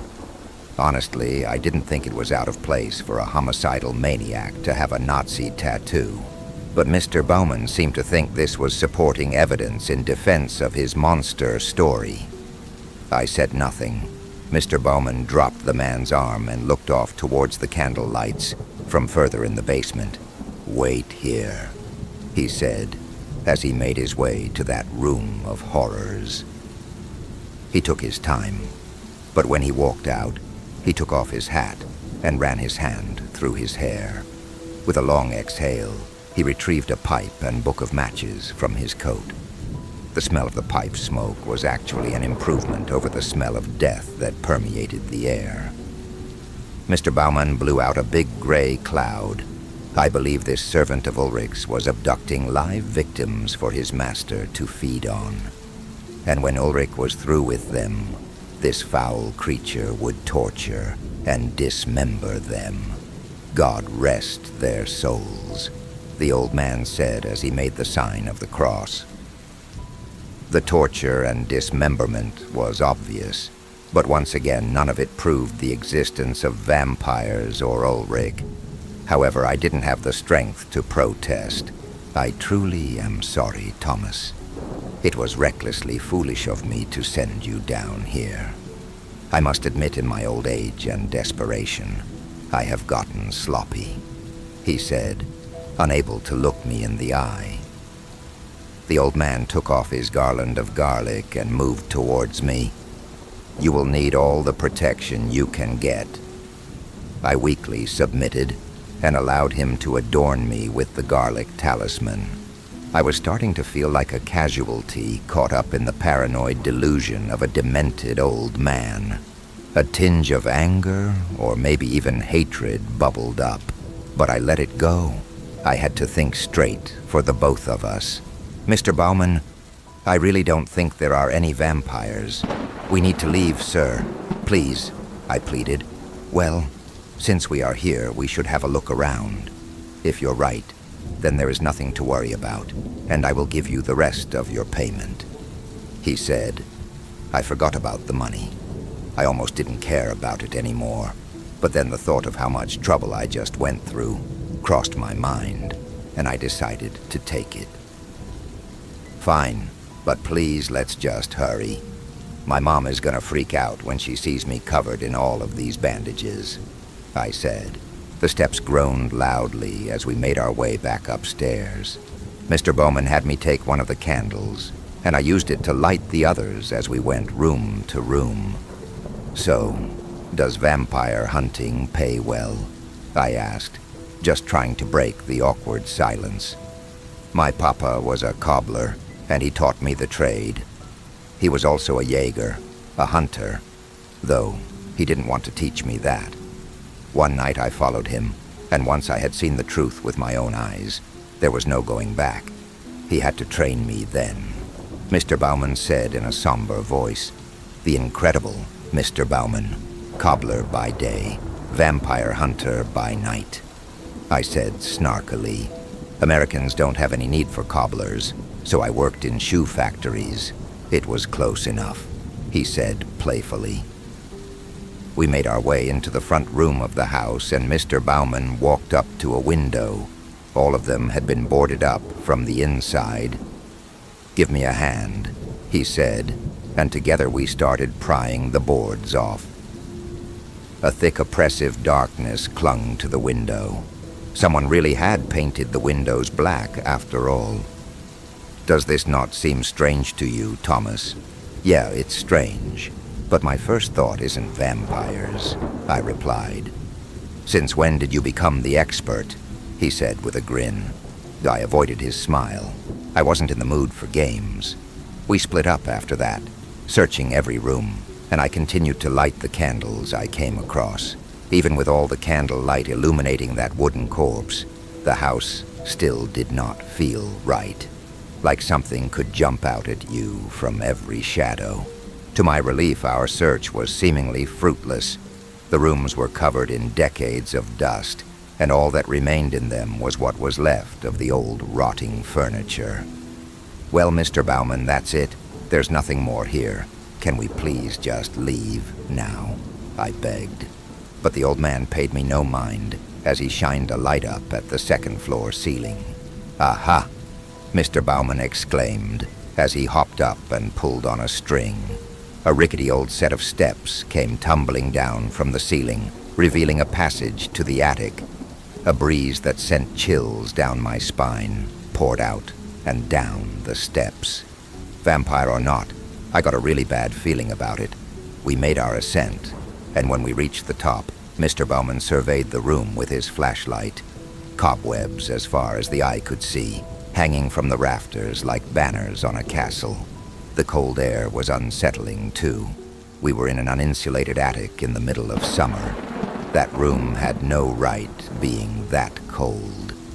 And I swear there was a light mist that gently obscured the floor. But nothing could have prepared me for what we found next. Sitting upright against the far wall was a coffin. My heart fell into my stomach. There's no such thing as vampires. This couldn't be real. Mr. Bauman made a shushing gesture and retrieved the stake from his coat. I did the same. We slowly and cautiously approached the vessel of evil. The old man stood in front of the casket and steadied his breathing. It wasn't some cheap wooden box. Light slid across the coffin's immaculately polished surface, revealing the intricate details of its craftsmanship. Runes and symbols I had never seen before peppered its surface. The air was still, and time seemed to slow down. Mr. Bowman moved his hand to grip the lid. He turned back to me and nodded. I stood as ready as I could be. He flung the coffin open. The old man jumped back in surprise. He scanned it up and down with the light, then turned it to the other corners of the attic. There was nothing there. Suddenly there was movement in the rafters. The light shot upward, darting from beam to beam. "What do you see?" I asked, voice trembling as I looked over my shoulders. Without warning, a flurry of black shapes, wings beating furiously, descended upon us. They flew in all directions, and some escaped down the steps. I grabbed my chest. My heart felt like it was ready to explode. Can 16-year-olds even have heart attacks? Relief finally came as I watched the bats disappear back into the shadows. We must have missed something. He may have another lair, the old man said. Perhaps we can find a clue as to where it might be. Mr. Bowman did not wait for me. He immediately set out back down the steps to continue his search. This old man has completely lost it. Another lair, as if one wasn't preposterous enough. I can't believe I allowed myself to be a part of his sick fantasy. I'm just going to ask Mr. Bauman to pay me, and then I'm gone. Bang! I jumped as the lid of the coffin closed by itself. I looked back and watched the flame of the candle dance on its reflective surface. A shiver ran down my spine. This is madness. Forget the money. I'm leaving. As I made my way towards the steps, a bat flew past my head, towards a corner of the attic. There was a dull thud. I held my candle out towards it, but the light did not reach. Inch by inch, I moved closer to the steps, afraid to run in fear of what I may provoke. For a moment I swore I heard breathing, deep and ominous breaths. Then the floorboards started creaking. Loud, heavy footsteps crescendoed toward me, but still I saw nothing. The hair on my skin stood straight up, as if there was a charge in the air. And then I saw him, as if materializing out of thin air. He began rapidly manifesting. It was Ulrich, or rather what Ulrich had become. The once well-groomed blonde hair was now long and silver, and gleamed like moonlight. His glowing eyes were almost unexplainable, entirely inhuman, but they pierced right through me and rooted my soul to the spot. I was paralyzed, and by more than just fear. The commanding presence of his attire was unreal. He looked like a specter from the year 1945, and he carried with him a dull echo of the suffering of millions whose lives are accounted for by numbers in a history book. His ghostly pale flesh split open with a hiss, revealing his razor-sharp fangs. He outstretched a clawed hand toward me, like he was casting a spell, and I felt this huge sense of pressure beating down on me, like the air itself was made of stone. My head bent forward. The garlic around my neck rotted instantly, sending black goo down my body. I wanted to scream, but I could do nothing. I was like a fly caught in a web. Ulrich glided towards me, as if his feet never touched the ground. My neck fell into his hand effortlessly, and he raised me into the air. The candle and stake clattered on the ground below. His nostrils flared as he sniffed the air around me. Whatever he smelled, it did not make him happy. He hissed again and brought me to his eyes. His fury was incredible to behold. I could hear him yelling at me just with his glare. Bang, bang! Foul black fluid splashed across my face as something ripped through the side of Ulrich's head. Mr. Bowman was standing on the steps with his hand pointed towards Ulrich. The barrel of his pistol quickly exhaled a thin wisp of smoke. "Run, Thomas!" the old man shouted. Ulrich dropped me and I crashed to the floor, dust flying everywhere from the impact. Ulrich swayed and stumbled backwards. I got to my feet and ran towards Mr. Baumann. Together we raced down through the house towards the exit. Candles flickered and died as we ran by them. Doors slammed and glass shattered. Nightmares can't even compare to the horror we had uncovered, and should our feet fail us, we too would be extinguished. We reached the back door and Mr. Baumann ripped it open. Light poured into the room, but it was not the warm reception we had hoped for. Gone was the safety of the orange sun, and in its place was the pale moon that mocked us from the heavens, basking in our misfortune. A deep and guttural sound cut through the night song of the insects and took shape into malevolent laughter. Ulrich's eyes burned in the shadows, moonlight glinting off his fangs. "Baumann, it has been too long," the monster said joyfully. "My, look at how you have aged. It is over, Ulrich. You thought you had come for me, but it is I who has come for you." Mr. Baumann roared, but Ulrich simply laughed. "I assure you, Baumann, I did not come here for you. It's a small world," he said with an unnerving grin. "And while I have enjoyed our little reunion, please allow me now to reunite you with your father in hell." Mr. Baumann unloaded his pistol into the darkness. The muzzle flash illuminated the scene with each shot, but when the dust settled, Ulrich was nowhere to be seen. My ears rang as I started backing up towards the door. Mr. Baumann's face twisted in pain. He gasped as a claw exploded out the front of his right shoulder. He yelled in a way I've never heard a man yell before, or since. Ulrich materialized behind him and bent his head down to the old man's ear. "But first, I will make you watch as I kill your apprentice, like he killed my servant. Eye for an eye, Baumann," Ulrich said with a laugh. He pulled his claw back through Mr. Baumann's body, and the old man crumpled to the floor. Before I even had a chance to react, Ulrich was already upon me. Once again, he lifted me into the air by my throat, the other hand held up to my face as his nails extended into short blades. He pressed one to my cheek and dragged it across my face. The sanguine drink wept from my wound onto his nail, and he wiped it against his tongue. I prayed for the first time in my life. I didn't know how to, or if I did it right. But if there was a devil, then there had to be a god, too, right?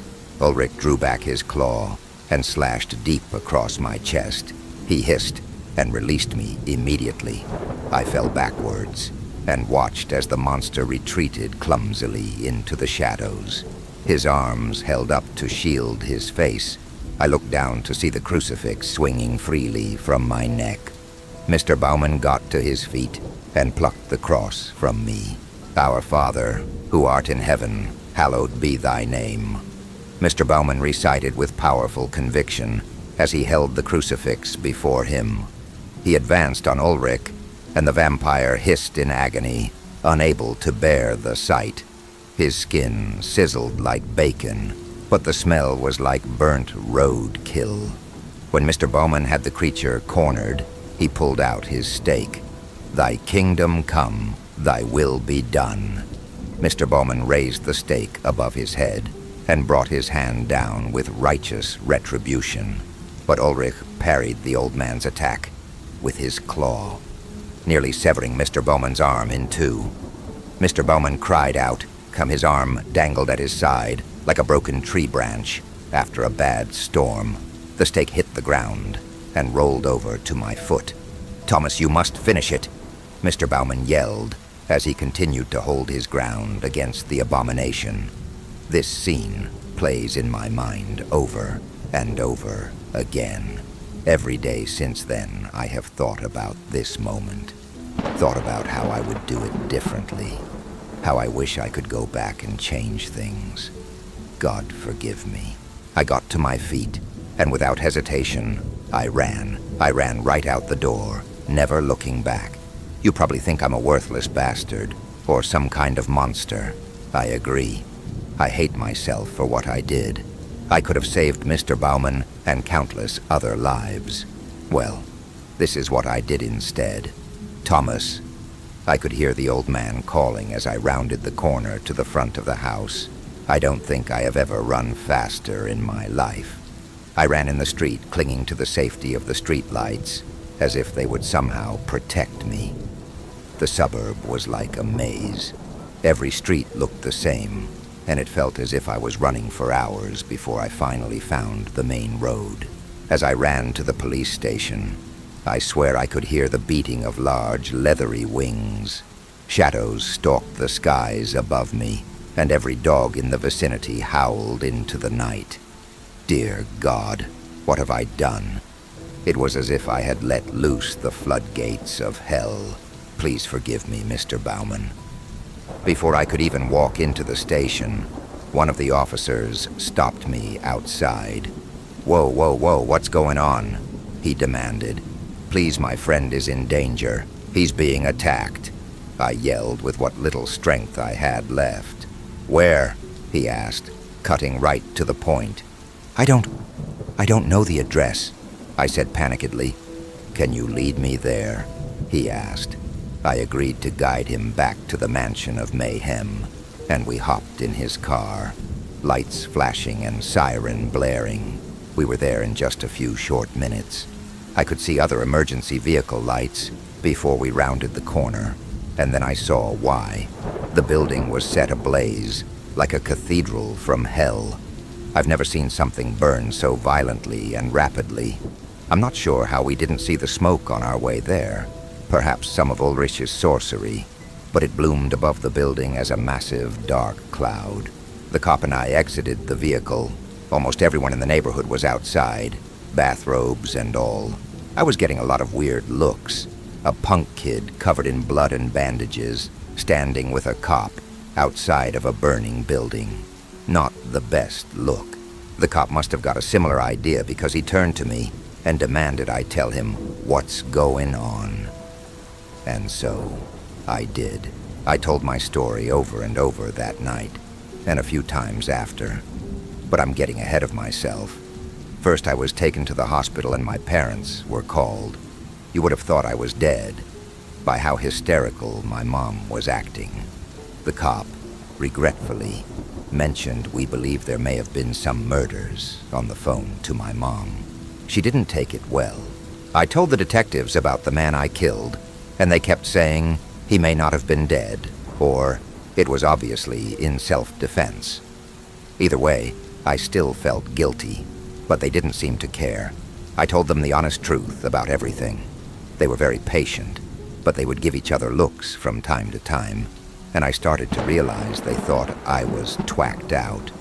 They asked if I would mind doing a drug test, asked if anyone in my family had a history of mental health issues, etc. They believed Mr. Bauman was a crazy old man who paid me to go along with his delusion, and we happened to stumble upon some trouble. I defended myself from a crazy-eyed vagrant, but his homeless veteran friend attacked Mr. Bauman. They likely burned down the house in an attempt to dispose of any incriminating evidence. At least that was the story, until they discovered all of the burnt-up human remains several hours later. Then the FBI was called. They found body parts from roughly 30 victims, but Mr. Bauman was the only body to be identified. It didn't take long for the town to become a media circus, making national news. We had journalists and news vans camped outside our house for weeks. It was almost impossible to leave. The day the FBI searched Mr. Bowman's house, an agent came to talk to my parents. He introduced himself as I hid around the corner. So, we're still going through everything right now, but we don't think this Mr. Bauman was anything other than a religious fanatic. From some of his writing, we found he seems to really think he was some kind of monster hunter. Which is good, because it aligns with what your boy has told us, he said. How is that a good thing? My mother asked incredulously. Because it means we have no further questions for him, and you guys can start the healing process, he said, with a gentle smile. What about the part, you know, about how he said he killed someone? She asked, in a low voice. I've seen his defensive wounds, ma'am. He did what he had to. Plus, with the conditions of the bodies we found, it's going to be hard to determine who died of a stab wound. Your boy is lucky to be alive. Not many people survive serial killers, he said. So that's it? No leads or anything? She asked, irritatedly. Well, ma'am, this is far from over. Investigations take time, but I promise you we're going to do everything we can to get this guy and any of his friends. Do you want my advice, ma'am? Leave town. Move to a big city where you can get lost in all the noise and never come back. Maybe take your son to a therapist, too. You don't want him internalizing all that trauma, he said. And so we moved. I saw a therapist pretty regularly. She was a nice lady, I suppose, but there was no way I could convince her about what truly happened that night. Eventually, I just learned to pretend that I made it all up because my mind couldn't handle the reality of the situation. Boy, I wish that was true. Even my mother made me promise I would tell people I was attacked by a serial killer if it came up. Mentioning the vampire made me sound nutty. So I never spoke of it again until now, that is. I feel absolutely terrible about this, but I lied to my wife, too. Once we moved in together, it was harder to hide my quirks. I had a list of rules, and there was no negotiating them. Among many other rules, there was no answering the door unless I had approved the person, especially at night. No inviting anyone in without my approval. No leaving the house at night, and no revealing our address to anyone. Our relationship almost didn't make it because she thought I was a really controlling boyfriend. But then I broke down and told her I was attacked by a serial killer. I wish I could have told her the truth. I wanted to share it with her so bad, so I didn't have to deal with it alone. But I couldn't do that to her. It's like what Mr. Bowman said, once you know the truth, there is no going back, or something like that. My kids grew up with these rules, among others, so they have adapted well to my weirdness. I really have a great family. That's why it pains me to keep the truth from them. But I'm gonna fix it. For a while, things were as normal as they could be. Life was pretty good. I was paranoid as hell, but it was always false alarms. Stuff I could laugh off later.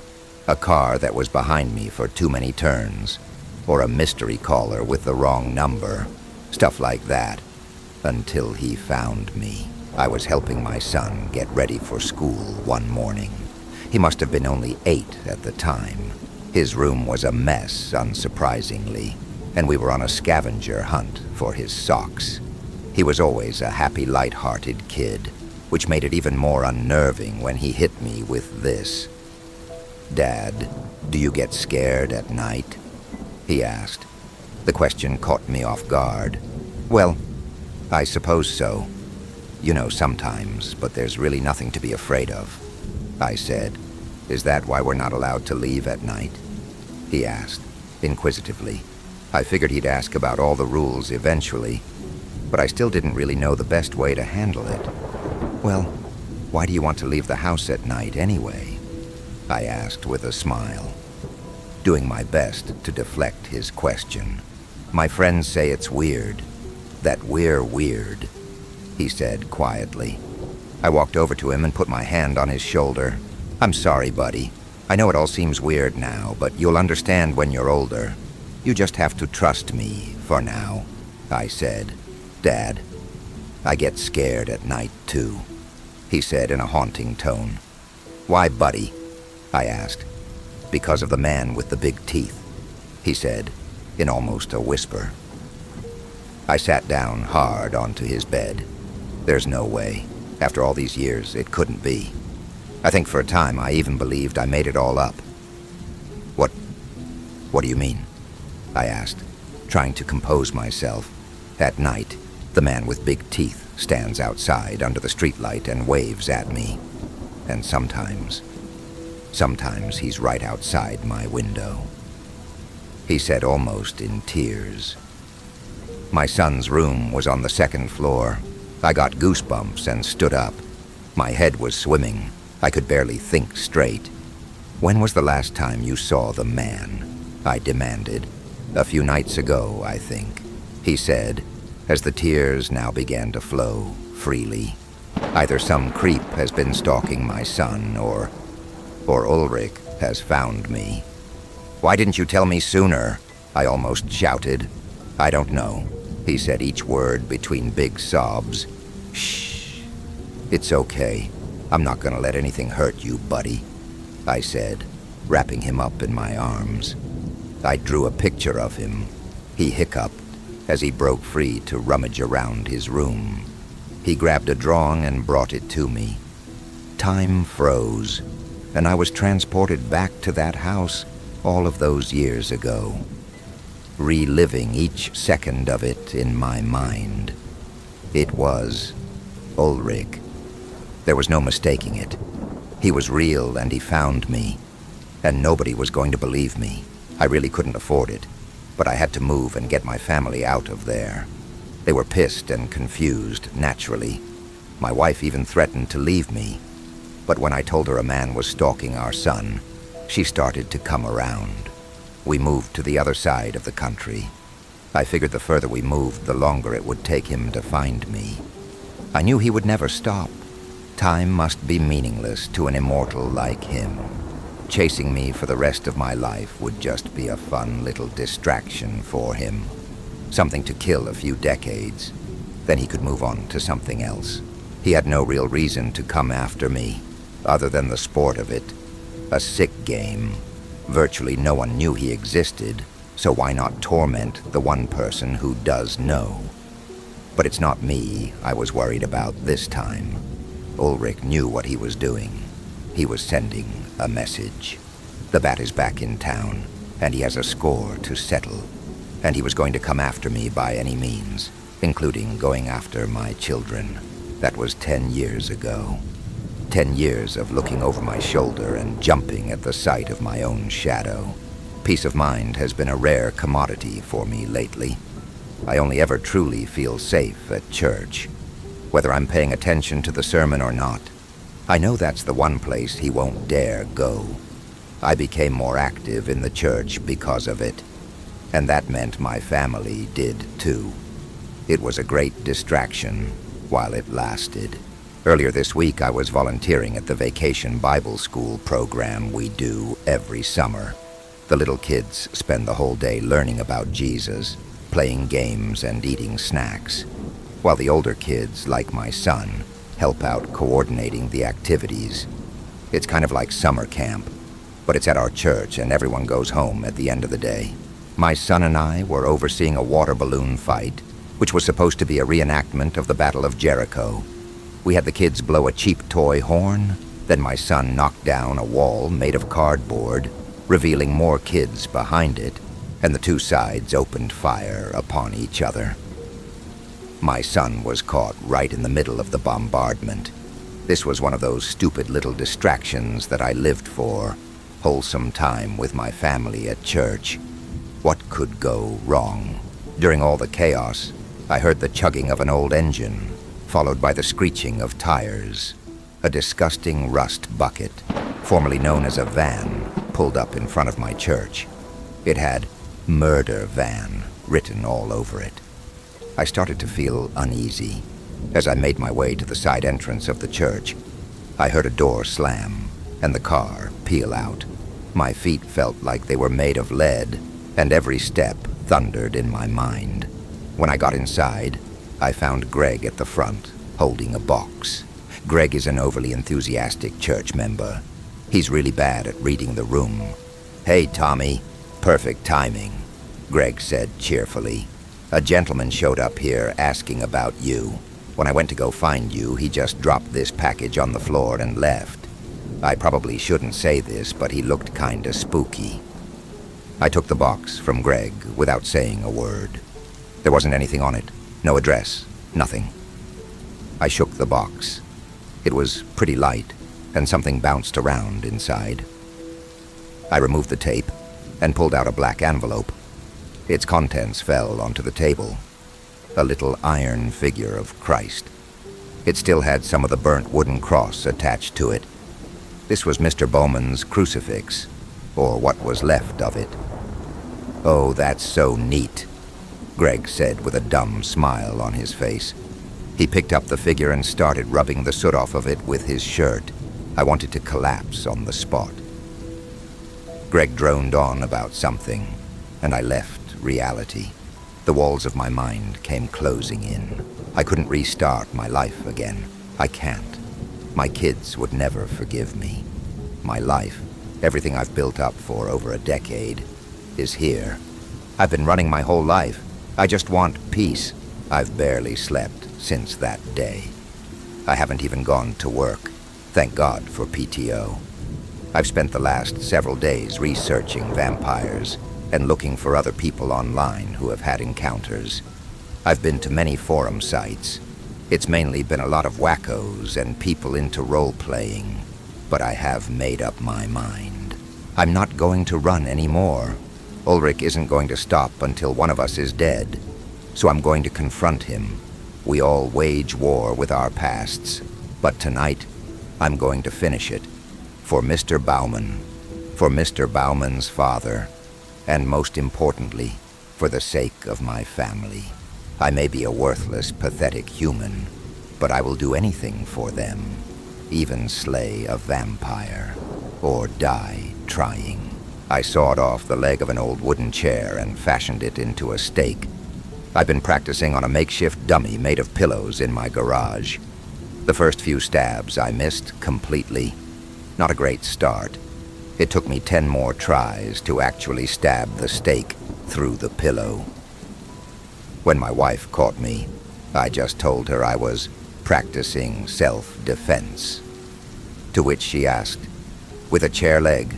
I replied with, "Anything can be a weapon." She left without saying anything else. I used what remained of the chair to make a new crucifix, and I attached Mr. Bauman's little iron figure of Christ to it. It wasn't as well crafted as Mr. Bauman's crucifix, far from it, but it felt right.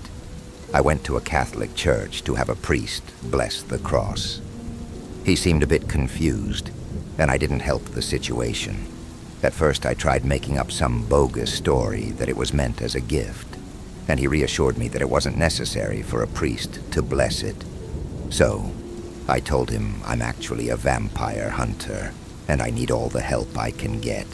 He stared at me like I was crazy, then quietly prayed over the cross. I joined him. He sprinkled some holy water on it for some added effect, and wished me luck. Greg is a really nice guy, if not a little annoying, but he really came through for me today. He works at the DMV, and using the camera footage from the church, he looked up the murder van's plate number. He found an address only 15 minutes away. I went to go check it out after leaving the church, and what I found was an all too familiar scene. Technically, it wasn't an abandoned building this time, but it sure as hell looked like a vampire's lair. You know what I mean? Adam's family-looking haunted house. And the windows were completely blacked out. Ulrich should really learn subtlety. When I got home, I ate dinner with my family. My last meal, maybe. It was just meatloaf, but it was the best damn meatloaf I've ever had. I told my wife how great it was, and she rewarded me with a kiss. My family swapped stories about their day, and I listened to every single detail of the mundane lives of my teenagers. I enjoyed every second of it. I wish I had spent more time listening to them, more time doing what I wanted to do with them, instead of living in fear of my mistakes, my failure. I still couldn't bring myself to tell them the truth, and my heart breaks, knowing this may be the last time they see me, or I, them. I write this now because I needed someone to know. It's been burning in me for years, and if I die tonight, so does this story. Mr. Bauman deserves more than the fate I left him to, and now people will know how bravely he fought at the end. Part of me hopes maybe my family might find this, and it might help them to make sense of everything. If you see this, I'm sorry, and I love you so much. I've made a lot of mistakes, but my family was not one of them. If I make it, and Ulrich is defeated, I'll post my update here. Take care, and don't be fooled. Monsters walk among us. Story number 4. I don't want to tell this story. I don't want to tell it because I know no matter how much I warn people, somebody is bound to try it. I'm telling this story as a cautionary tale. If anyone ever finds instructions on how to play the subway game, pretend you never saw it. I can't state this enough. It all started on a summer afternoon. I was over at my friend's house, we'll call him Tim. This was around the early 2010s, and me and Tim were browsing random forums. It was summer, and we were both 15 at the time. We had just come home from the pool, so we were cooling off in Tim's room. Anyway, after a few hours of searching through the web, we eventually found a post about something called the subway game. It was a really strange post. It had no upvotes or downvotes. It only had 3 total views. It had been posted the day prior. The title was just The Subway Game, and the description, DM me for the rules. Me and Tim were bored, so we ended up DMing the poster. The response was nearly instant. Tim and I looked at each other, and I began reading what the poster had DM'd us out loud. How to play the subway game. Step 1. Play between the hours of 2 and 4 a.m. Step 2. Board a subway and make sure you're alone. Step 3. Once the car makes it to the second to last stop, close your eyes and hold your breath for 60 seconds. Step 4. Open your eyes once you hear the bell. Step 5. Good luck. Tim and I instantly began to laugh. We were both online constantly and had seen a bunch of creepypastas similar to this. We closed his computer later that day, and I went home completely forgetting about the subway game. But later that night, something strange happened. I booted up my computer again because I couldn't sleep. I saw that I had a new notification on Reddit. I clicked it and saw that the poster had messaged me the rules of the subway game, too. I chuckled nervously to myself, figuring that maybe I had just logged into Tim's account by accident. We were good friends and knew each other's passwords, so it wasn't impossible. It was late at night, so maybe I just did it without realizing. I clicked my account, and my eyes widened. It was my own private account. I could feel the palms of my hands getting moist. You know that feeling you sometimes get when you're alone in the dark too long? The feeling that you're being watched? That's the feeling I got. I tried to reason with myself. It's probably just Tim on another account messing with me. I began to catch my breath. I went over to turn my lights on, even though I thought it was Tim. A part of me was still pretty spooked. I clicked the account that sent me the link, figuring that would give Tim away. But no, the account had the same username, and the only post it had ever made was yesterday. My blood ran cold. How could this person know I was standing next to Tim when we saw the rules? I shook my head. I quickly got ready for bed and went to sleep, trying to forget about it. But the knowledge of the message lingered the next morning. When I saw Tim the next day, he looked pretty shook. Something to know about my friend Tim is that he was never really good at continuing a joke for long, nor was he a very good actor. So, when he came to me with wide eyes and began explaining how his other accounts got similar messages about the subway game, I believed him. I told him I also got messages. The air between us suddenly turned cold. I could see the fear in his eyes, and they were reflective of my feelings as well. Whoever made the post somehow knew we had both seen it. As the days went by, the subway game was all we could talk about. I didn't want to play it, but I couldn't get the damn thing out of my head, even after the messages stopped coming to my various accounts. It got so bad that I couldn't even sleep some nights. I needed some closure. It was around 2 weeks after our initial viewing of the post that I called Tim up in the night and asked him if he wanted to go down to the subway. I know it was stupid looking back, but I was tired of this post controlling my life, and I could tell Tim felt the same way. The messages to my accounts bothered me, sure, but what bothered me more was how specific the instructions were to play. I can't explain it, but they didn't feel fake. That's really what bothered me. It got to the point where I couldn't focus in class thinking about it. I had to get this game out of my head. While my parents were asleep, I snuck out of my room through my window and walked down to the subway station. The night was cold and eerie. While I was walking, that same feeling of being watched overcame me. Tim lives a block over from me, so we met up at the same station. It was around 2:26 a.m. when we arrived. We both had the same look in our eye. Two kids determined to end the control this game had on our minds. I live in a pretty big city, so it was going to take a while before the second to last stop. It was dark in the station, a darkness you can almost feel, like the humidity of the summer air. Tim and I sat in silence. We were the only ones there. All we had brought were flashlights, one for each of us. It took 10 minutes for the next train to come. Me and Tim boarded. Nobody was on board. This was a little strange, even for the late hour, but me and Tim didn't think much of it. We were more focused on when we would arrive to Tucker Station. the second to last station before the train reaches its final stop. Tim and I both knew nothing would happen, hoped nothing would happen.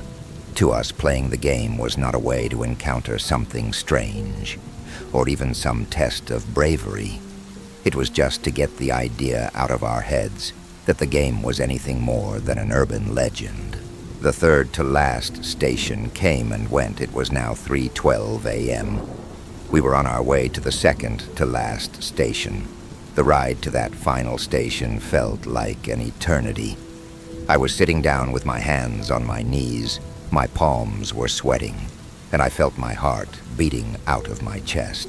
The entire time, not a soul had boarded the train. After what felt like a lifetime, the train finally came to a halt, moving us back and forth in one swift motion. Me and Tim looked at each other. I closed my eyes and held my breath. I began counting in my head, looking out into the infinite void of my closed eyes. 30 seconds went by, then 45, then 55. I was almost out of air. 58, 59, 60, 61, 62, 63. I heard nothing. I was relieved. I was about to open my eyes when I heard it. It was the distinct sound of a bell ringing. I don't know how to describe it. It sounded like a church bell being played through a cheap speaker. But for some reason, I seemed to have felt the vibrations throughout my body, as if it was right next to me. I opened my eyes and quickly exhaled, but the air felt thick. I looked next to me to find that Tim wasn't there.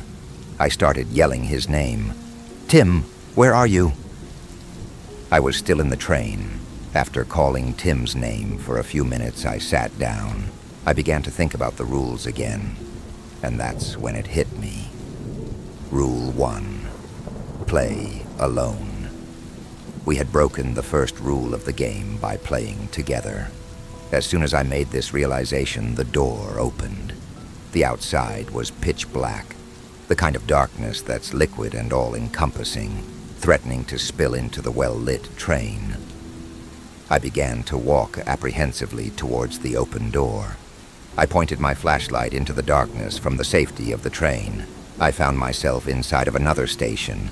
It wasn't Fieldview Station, which is the last one where I live. It looked different. I took a nervous step into the darkness, until eventually my entire body was submerged in it. It was so dark I could almost feel it on my skin. The only two sources of light was my flashlight and the open door of the train behind me. I yelled into the darkness again, "Tim!" and I was met with a deafening silence. I pointed my flashlight around the station, trying to make sense of where I was, until the light found itself illuminating a sign hanging from the roof. It unsettled me to my core. It seemed to attempt to read Fieldview Station, but it looked like it was written without knowledge of what those letters meant. They looked more like lines and curves, loosely mimicking the shape of the words Fieldview Station. I don't even know how to describe it. I turned around, and that's when I noticed the environment. The train car looked normal enough, but the texture on the walls almost looked drawn on. The typical grooves and bumps you would feel on the walls of a subway weren't there. It was replaced by an unsettlingly perfect flatness. The feeling of the floor also changed. Walking on felt like walking on an underinflated bounce house. My feet made permanent grooves in the floor with each step, as if I'd sink if I didn't keep moving. I continued further in because the ground I was standing on didn't give me a choice. I found in the darkness a set of stairs that seemed to lead up into the outside world. I ran over to them. The stairs had the same quality as the floor and walls. I felt zero resistance running up them. I almost slipped a few times. It was as if they lacked friction. When I finally made it to the top, the outside world was still dark.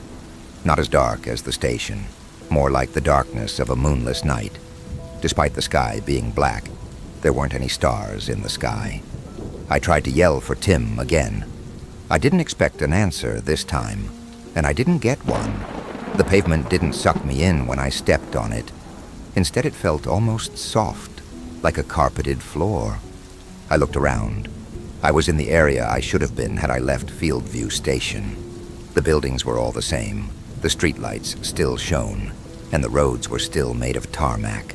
I began walking towards the direction of my house.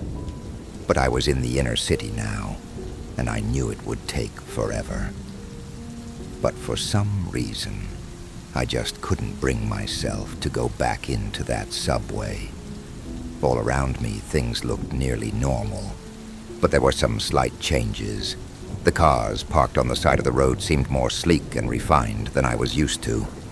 While walking, I saw a few billboards by brands that I knew, but they were for products I had never heard of.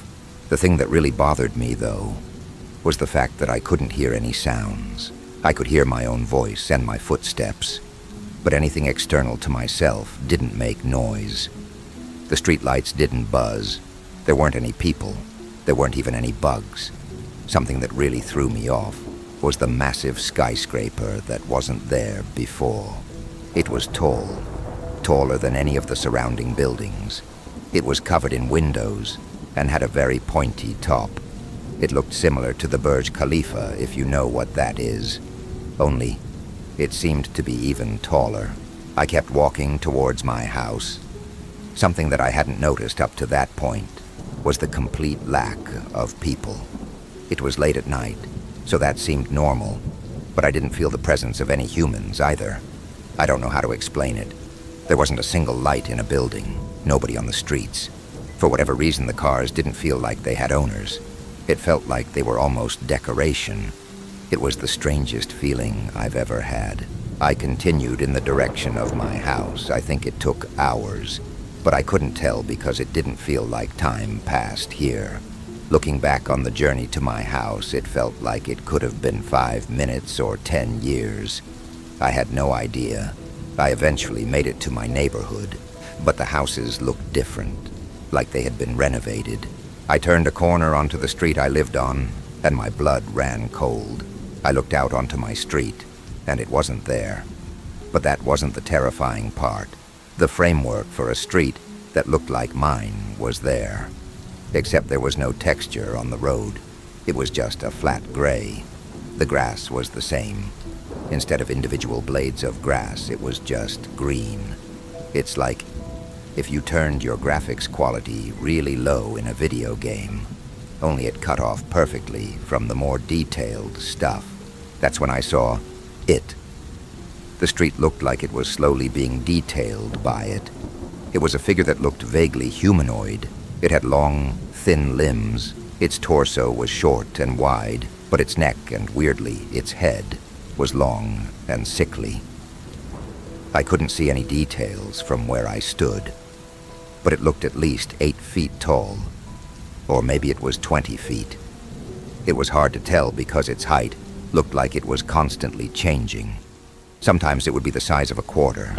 Sometimes it was the size of a skyscraper. But somehow I couldn't tell.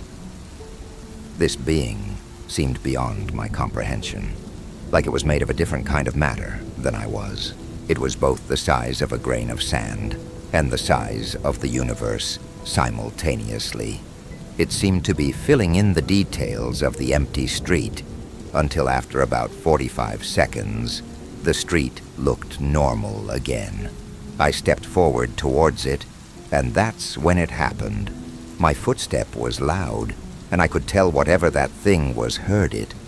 It turned to me. It looked at me with a million eyes.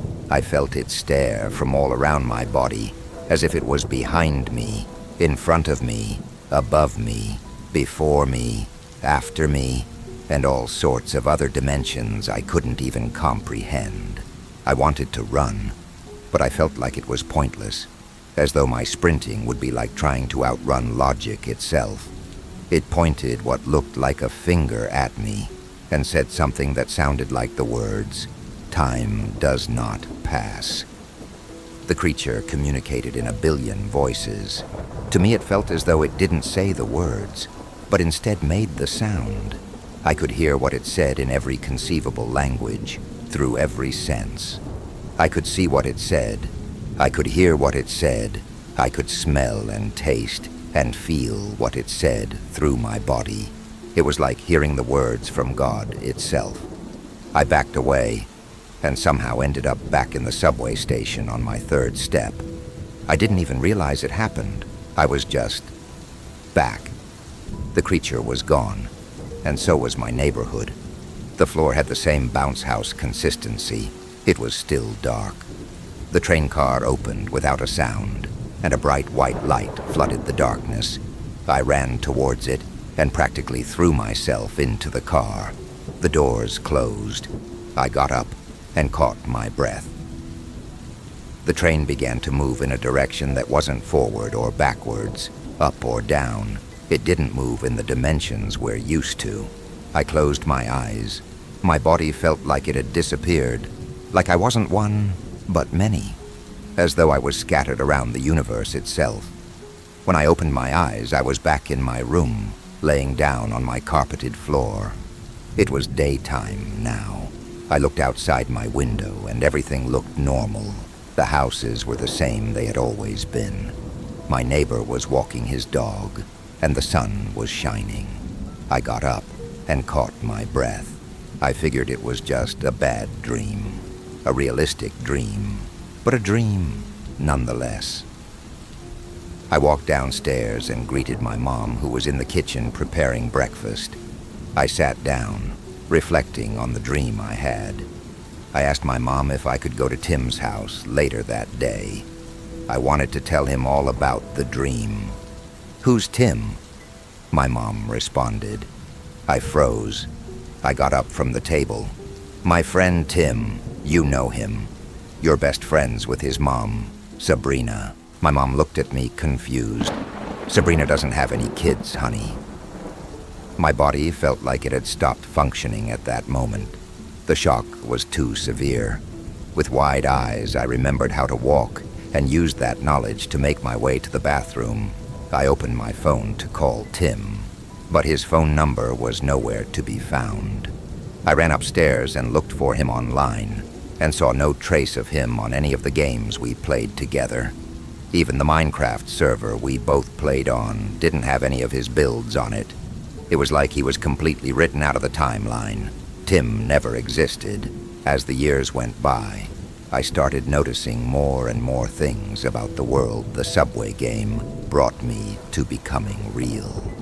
A few years ago, a brand new futuristic skyscraper was announced in my city that looked identical to the one I saw in that other world. The products on the billboards I didn't know about were being announced every few years. Just recently, it was announced that the neighborhood my childhood home is in would be renovated. The projected design looks identical to the one that creature was creating. I've come to terms with the fact that my friend never existed. I blame myself somewhat, because I'm the one who asked him to come with me, forgetting the rule that you had to play alone. I've never told anyone, because obviously I would sound crazy, but I promise you this really happened. I don't know who made that post, or where in time and space I ended up on that fateful night. The only thing I know for sure is that the creature was right. Time does not pass. It's created. Story number 5. I've worked in the subway control system for the MTA for nearly 9 years now. Most of the job is exactly what you'd expect. Staring at screens, logging signal changes, rerouting trains when there's an issue. The control room I'm assigned to is one of the older ones, located several stories beneath the Lower East Side. No windows, flickering fluorescence, the kind of place where time forgets you. They moved me onto night shifts a few months back. Budget cuts. I didn't mind. It's quiet down here after midnight. The rumble of trains becomes rhythmic. You get into a flow, monitor the boards, make sure the tracks are clear, listen to the radios, wait for the dawn shift to relieve you. But about 2 weeks ago, something started slipping. At first it was small stuff, a red signal flickering to green for no reason, just for a second. A train ID blinking in on a track that should have been empty. Glitches, probably. Old software, ancient wiring. You'd be surprised how much of this system still runs on stuff from the 70s. Then last Thursday, I saw something I can't explain. It was 3:17 a.m. Most lines were closed for overnight cleaning, but Track 3 at Bowery Station was listed as active. That shouldn't have been possible. I triple-checked. There were no trains scheduled through Bowery after 2:45. Then I heard it, faint but unmistakable, the low mechanical squeal of brakes echoing through the room's overhead intercom. I thought maybe a maintenance train had gone off script. That happens. But when I called up the feed for that platform, the camera wouldn't load. Just black. Not static. Just black, like the lens was covered. I pinged the camera. No response. Then the radio chirped. Not my main radio. Not the digital one we use now. This was the old analog unit, mounted in the corner, which hasn't been in active use since I've been here. It crackled for a few seconds, then a voice. No greeting, no call sign, just a whisper. Last stop. All passengers must exit. I stared at it, frozen. That's the announcement conductors give when a train terminates service. The thing is, there hadn't been a conductor scheduled anywhere near Bowery for 40 minutes. And I was alone in the room. I logged it, like I'm supposed to. Technical issue, radio crosstalk. MTA loves when you put it in those terms. But the next night, it happened again. 3:14 a.m., same platform, same non-existent train. Only this time the screen came on, and I saw it. A train pulled into the station, an old R16 model, long decommissioned, the kind they phased out back in the 80s. It looked pristine, like it had been polished, even had the original TA logo instead of MTA, but the car was empty. No operator, no passengers. It stopped with mechanical precision. Doors slid open, stayed like that for 30 seconds. Then the lights inside flickered, and the camera cut out. A minute later, the analog radio crackled again. Step away from the doors. My hands were shaking. I didn't log it that night. The next day, I went digging through archives. I found an incident report from 1974. A train on the old EE line had gone missing during a late-night run. 6 passengers, 1 operator, 1 conductor. Vanished between Canal and Bowery, declared a catastrophic electrical failure, and quietly written off. Guess what kind of train it was? An R16. Last night, I made a decision. I brought coffee, stayed alert, pulled up the Bowery feed an hour early. Sure enough, at 3:13 a.m., the signal registered.